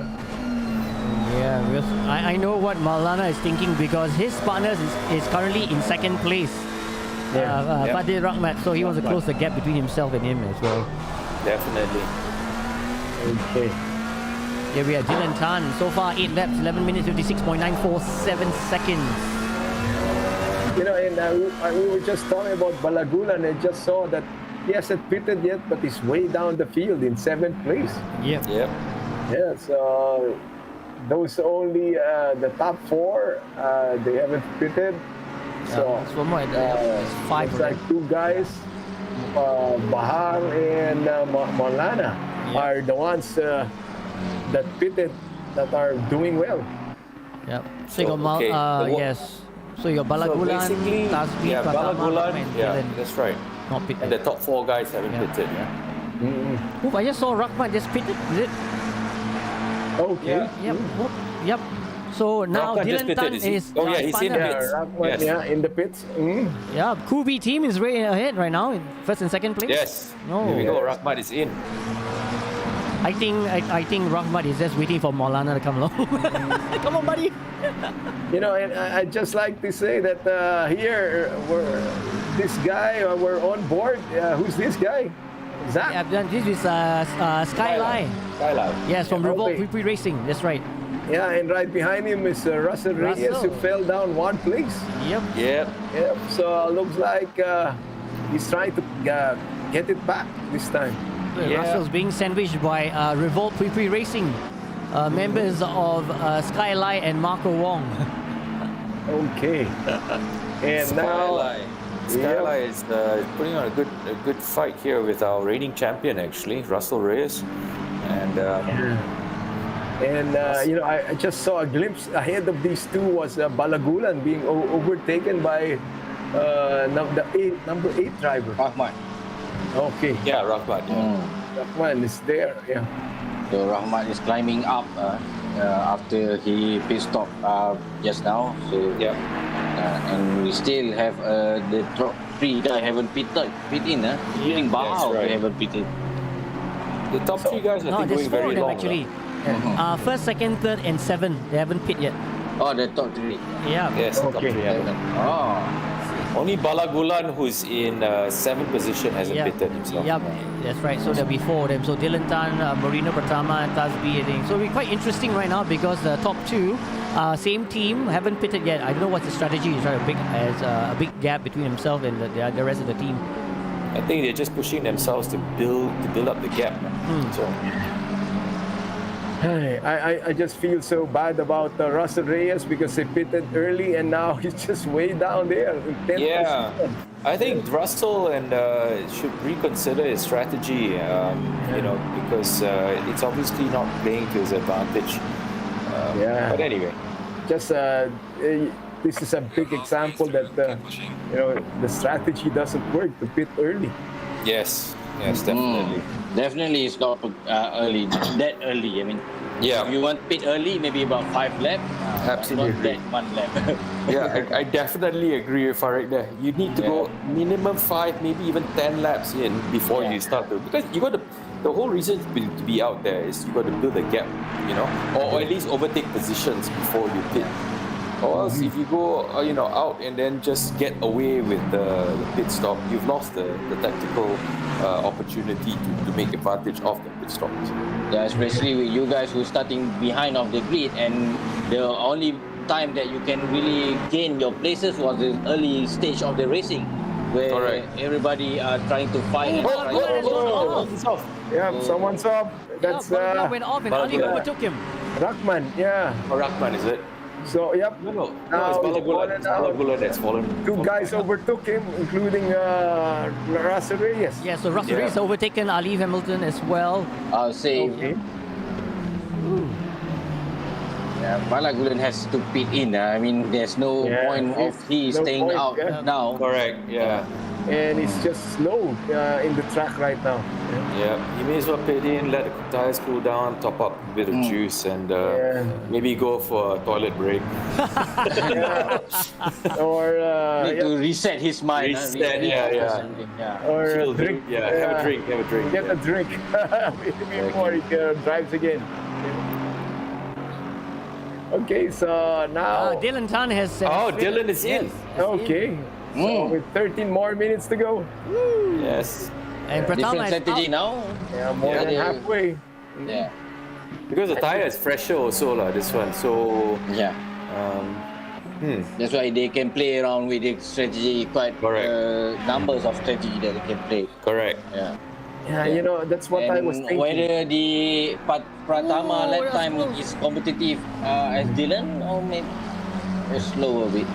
Okay, so Yeah, Dylan that is was- now second place and he's out. His Yeah. teammate Pratama is ahead of him. But, you know, Pratama is still yet to pit. So, this is going to be interesting. They're taking turns. I Pratama suppose. and Tashbih need to pit. Maybe, Yeah. Wow, look at that. Abila Baha has the fastest. Fastest so far. Yeah. Exactly. So Pratama in first, Tasbi in second, and Dylan Tan in third. You know, that was what I was going to say. maybe here at 8:19 in the morning, it's getting hot, and Dylan Tan might have couldn't push it a little more, and Maybe. yeah, He's coming in to cool the tires down. yeah, cool it down, yeah. Yeah, I mean, and by looking at the lap time and also the gap between Dylan Tan and Pratama, I think after Pratama finishes pit stop, also Dylan Tan will be staying ahead of everybody. Yeah, still. I think so too. Look at the gap. Okay. So what you see on the left side is not correct, because just this Dylan Tan in third. Yeah, he's pitted. Yeah, Yep. but I think Came up. if the Pratama pit after this, Dylan Tan will be on top, I guess. Okay, okay. So After Pratama all is done, on, their pit Yeah. stop. and the one in second is Tasby. Tasby. Tasby, yes. Tasby from Tasby has pitted Team Flash. already. Yep. Yeah. Don't think so. No, haven't. Yes, So he'll be in the lead for Ferrari there. Oh, Yeah, okay. so Yep, Pratama and Tasby have have not not. pitted yet. Even That's Aldo why they Aguilar. are still in the lead. And Yep. Dylan is, effectively Dylan should be in the lead after Pratama and Tasby pit. Yeah. Okay. And also Balagulan should be pitted. He haven't pitted, surprisingly. Okay, there's the British a good ran battle for, and with Russell Reyes trying to overtake seventh placer. Skyline has been like Skyline. it's a headache for him because he's been holding him tight. He can't get around him, and he's just stuck there. Feels trapped That's between him, true. you know? And Russell Reyes might get frustrated. He might be trading paint soon. Yeah, We know him. that's what we want to see. Yeah, man. Yeah, because he was just right there on the inside, and Skylar just closed up the door. Sky, come, let's go. Yeah. Skyline. And Sterling now corner. there's, looks like, okay, Oh, here we go. Oh, fifth placer. that's B. No, it's That's Tasby. B, yeah. Tasby, come in. Okay.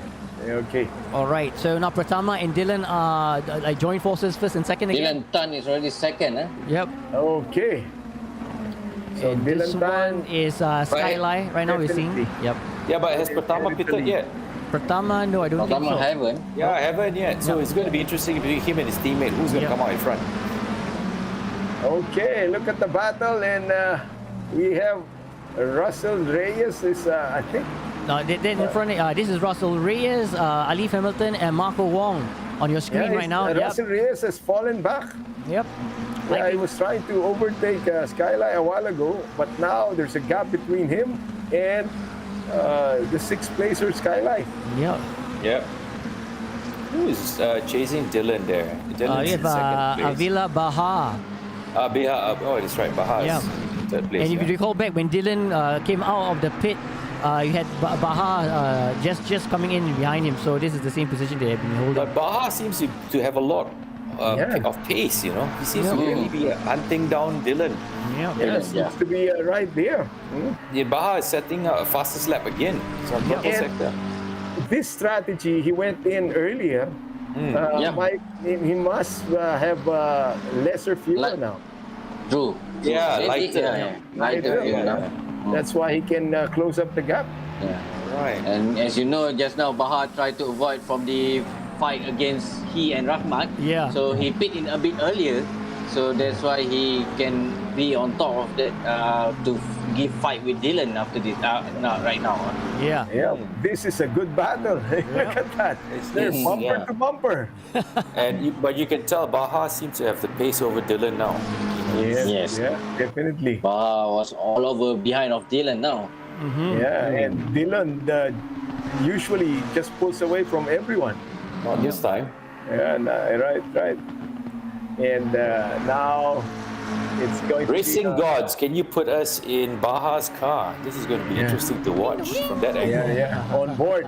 Yeah, Here we Bob go. chasing down. Oh, here we Oh, go. look at that. there you go. Going into Sterling corner. Let's see if there's any problem with Dylan also in front. Yeah, and see if that Yeah, heavier clock, fuel is. I think he's braking earlier. And And Bahar seems to be closing up when he on breaking points. Yep. Yeah, it looks like it, but the mid-corner speeds are similar. It's, Bahar really need to plan where to in overtake. Detroit, just really close under up. the- braking, yeah, you could be right, Mike. He seems to have a bit of advantage under braking. He's just braking deeper. A tad. So that was a big, there, look at that. Yeah, again, no closing. Really to the rear end. Wow, this is good. Yeah. I'll say he. Oh, here we come, here we go. Oh, it's challenging. Yeah, He wants Baha to has get- to plan. Yeah, he wants to get first place. Because it only left like 6 minutes. We have Yeah. 4 laps to go. Oh my And goodness. Pratama is still in first. He hasn't pitted yet. That's going to be a nice one if you can see the lap. How Oh, far these two are really going at it, hammer and tongs. Yeah. Flat out. We really see Really on the Dylan Tan really pushing. Yeah. Yes, Dylan knows he's under pressure. Yeah. Yep. yes, yeah. Baha seems to be better under brakes. Yeah. Just braking that bit more, but not enough to really get a clean overtake. Maybe Bahar just try to play around with Dylan Tan. Maybe Psychological. Just to make, psychological. Yeah. Try Pressuring him, to make a pressure mistake. him, make him do mistake. Correct. Correct. I think that's it because they really there's not much in it. But now Baha could be, as you rightly put, it could be just breaking that bit deeper himself just to push Try to Dylan. outbreak a bit, See whether Dylan can make a mistake in front because realistically, I don't think Baha can find a way around. They're just too evenly matched. No? But with this kind of pace, I would be very, I'll put my bet on Bahar because it looks like, look at that. How he closes up. Man, all advantage is on Bahar because he was behind. He can play a lot of Correct. strategy behind when to Correct. overtake, where to overtake, where to break. Yeah. But not really on Dylan. Dylan need to defend Correct. quite a lot. Yeah. This race is for Dylan to lose, not to win. Yes. Yeah. Yeah, but don't forget, right? In 4th and 5th position, you got Maulana and Rahmat from LOR as a team. They're coming in slowly and carefully. So, Oh, yeah. so currently Tama right now, still hasn't pitted, He's Nope. still Yes. basically, Yeah. so we got to monitor that one. Because once he pits, we want to see where he comes out. Okay, so this is going to be a good battle because 4 minutes to go. yo, have some rain, please. No, just joking. Approximately 3 laps to go. Yep. And will Dylan be able to hold on to that pressure? Yeah, At some place, Dylan pull off a bit from Bahar, Yes, a but little most of bit. the braking, Bahar comebacks. Correct. Dylan seems to be using more of the road, especially on the exit to get the drive out. But Baha is really strong under braking. Yes, That's and you can see Bahar is a lot smoother behind. Dylan's turning very positive. You notice how he tucks the car into the corner very positively. But he's therefore also, I think, using a bit of the tire, using the tires harder. So we don't know what sort of maybe he could be experiencing Well, more. there's a nature when you are being pushed from someone from behind, where you always intend to make a mistake, try to overpush yourself. Yeah, And yeah. that's what I think Dylan are trying to do now. He are trying to he are now a bit too overpush, where Bahar is already in control. Correct. Yeah, he can break earlier a bit, or he can break as same position as what Dylan break, but with the less pressure. Oh, Now look you at see, Bahar. oh, it's very near, very. Yeah, very it's always remember when you're behind someone, it's always so much easier to follow someone. Yes, for sure. Yeah. you make him. You see the breaking point. You see where he turns in, and you can just follow him. Definitely. And also, I don't know with you guys, but when I'm behind, I get the extra motivation. Yeah, to go ahead, to catch him. Stop blocking me, man. All right, there we go. And here, I think Bahar is getting that adrenaline pumping, and he just wants it. Right. Yeah, I'm sure he's going to make a dive, in the last few laps because 2 minutes to go. Well, look at the gap with only Maria 2 laps Pratama. I think Pratama is going all the way. Okay, here's the. Oh, yeah. Yeah, just spoke too soon. Here we go. He's in. Okay, in the let's see pits. that lap Let's see the one. gap now. Yeah. Oh, there. No way. Yeah, it's Yeah, No way, man, no way. Take it over. Dama is going to Dylan be is now in falling back front. to third place or fourth place. Okay, yep. So Pratama might have left it too. Fourth place. Yeah, too long. Yeah. And his pace might have fallen back. Yep, he's now Yeah, currently in so- 5th. Yeah, it's Yeah. way down. Yeah, in fifth. Russell Reyes is still wedged in between the Revolt Race members of Skyline and Marco Wong. He's Okay, been so stuck here's in the there. battle for first. Yo! Okay, with maybe 1 lap to go. 1 minute, after this. just 1 minute. I think it's this will be the start of their last lap, I think. Okay, well, I think there's one more lap. Oh, there's one more lap, yeah. One more lap. Yes. Looks like he wants to dive it right now. Look at that. Wow. Be patient, Bahar. Be patient. You still got one more lap to go. Yeah. Okay. Stay cool, I stay just cool. hope that there Come was this far. DRS with these cars.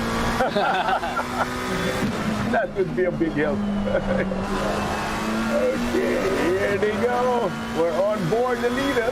Yep. They are going into the last lap now. Yeah, this is what we can see and feel. So Bahar now on One more lap to go. Oh, looks like another, 1 lap to go when they cross. 1 lap to go. Okay, That's why- there, 1 All right, lap. there you go. It's a 30-minute plus Oh, lap. a slight mistake there. Oversteer. Maybe. But he caught it. He's Yeah, he really caught going it. for it, man. Oh, look at Bahar really closing the gap. I think he lost pace there. Boy, he goes through and that druid's in first gear, man. And now, let's. Where's the last overtaking point? Here. Whoa, Bahar's really that brave was on the close. brakes. But Really it's very close. hard though. This is the one. Here's down Pilgrim's drop down Horton Hill all the way He's down got to get Kent. closer. He's got to Okay, get Too closer. big a gap. Not I too think close. he just No. left it too late. The braking there was, And I remember some people, they brake test you when you're this close. Well, that's a dick move, but yeah. It happened to me. I'll tell you next my time. Next time, it's And it happened. happened in Asia Formula. Oh, did it? Oh man. Okay. Not with us. Yeah, not with us. Not with us. Yeah. Okay, we are into the last bit. lap now. Last lap right now. Dylan Tan holding on. Power Clark curve down to Bradman Straight. Can he hold on? Okay. Of course he Bahar can. drag. No, it's just not And we close have a enough. winner.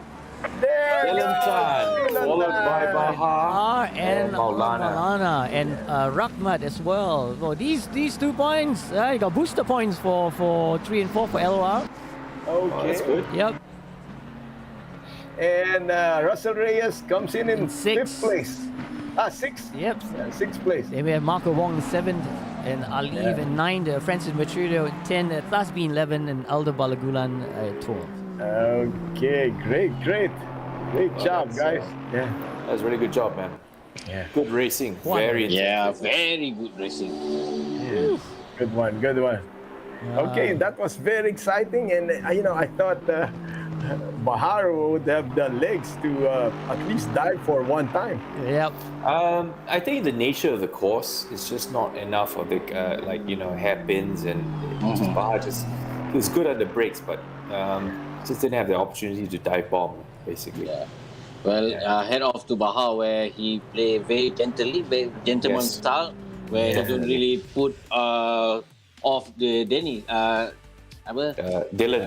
Dylan, and not Dennis. Give him a love tap. But they were very clean, very professional. Yeah, very clean. very professional. That's good. So we Yeah. have Dylan Tan, 31 minutes, 1.710 seconds, followed by Avila Bahar and Rama Maulana in third. Looking at it in the top six there, of course, we have LR in third and fourth position, so they get a team booster point. So, and of course, Russell Reyes has prevented Marco Wong from closing up with his buddy in fifth position. So they don't get any points at all. But what a race it was! It was crazy. Some of the strategies worked, some didn't. But like I said, it was crazy. Just stop short of the rain, lah. It was a very, very good race. Like we mentioned at the start just now, the level of driving that these guys have pushed themselves up to is really, really high. That's true. Anyway, congratulations to the winners. Dylan Tan, Bahar, and third place, Zach went to Wait, third place? Maulana, I think. Maulana? Yes, because he was in third position and his buddy Fadli Rahmat was in fourth. So they get some points. Yep. So, Okay. it was really close. Not a good run for Maulana. No, he was up there battling it out before. Yep. Yeah. Also for Russell Rees as well. I mean, he That's why it's not about all-out pace. Look at Maulana. Baha is setting. He's purple sector after purple sector. It's the strategy that's important. And I think having Farid around to actually mention the way the fuel loads and all that, I think that the rest of them should pick up on this and start to think about the strategy a lot more going into the next round. Yeah. I would like to review this because Bahar came in earlier, and he was able to challenge for the lead and just almost was there. But I think it must be very frustrating for Baha because clearly he is faster. And he was clearly better under brakes as well. But remember, if Baha not coming in when he fighting with Maulana that time, when he not coming, maybe he didn't got the chance to get number 2. Yep. Because he had a fight between Maulana just now earlier. Maulana was holding him back. Maulana holding him back, so that's why he pit in earlier to get off the traffic. So the pit stop gave him that placement advantage when he came up again. And then Russell Reyes pitted right when all the slower guys also pitted with him. I think they have to rethink that strategy. Early, something's they need to think about that. Going forward. Yeah, so I mean that's it. What a race! Well, we've come to the end of round 3 of the AES Season 4 main series, but do remember to join us for round 4. Registration commences on the 13th May and closes on the 18th May.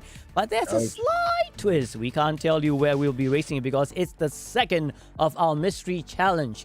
The mystery track will be announced at our driver's briefing on the 20th of May, so do keep a lookout. So before we sign off, we would like to thank all our sponsors: Penrite, The Brake Shop, K&N, Motivation Accessories, and Motorsport Singapore for sanctioning these series. Well, we've come to the end of our show. We would like to thank Mike Patanciano, Farid Airuman for joining us and making this a really, for me, a special occasion. And Dennis, as always a pleasure co-hosting with you. Always a pleasure with all you guys, man. I know, man. So, Mike, Farid, will you be free for round 4? Maybe. Maybe. Okay, we will take it on that. We keep in touch then. Yep. Keep in touch.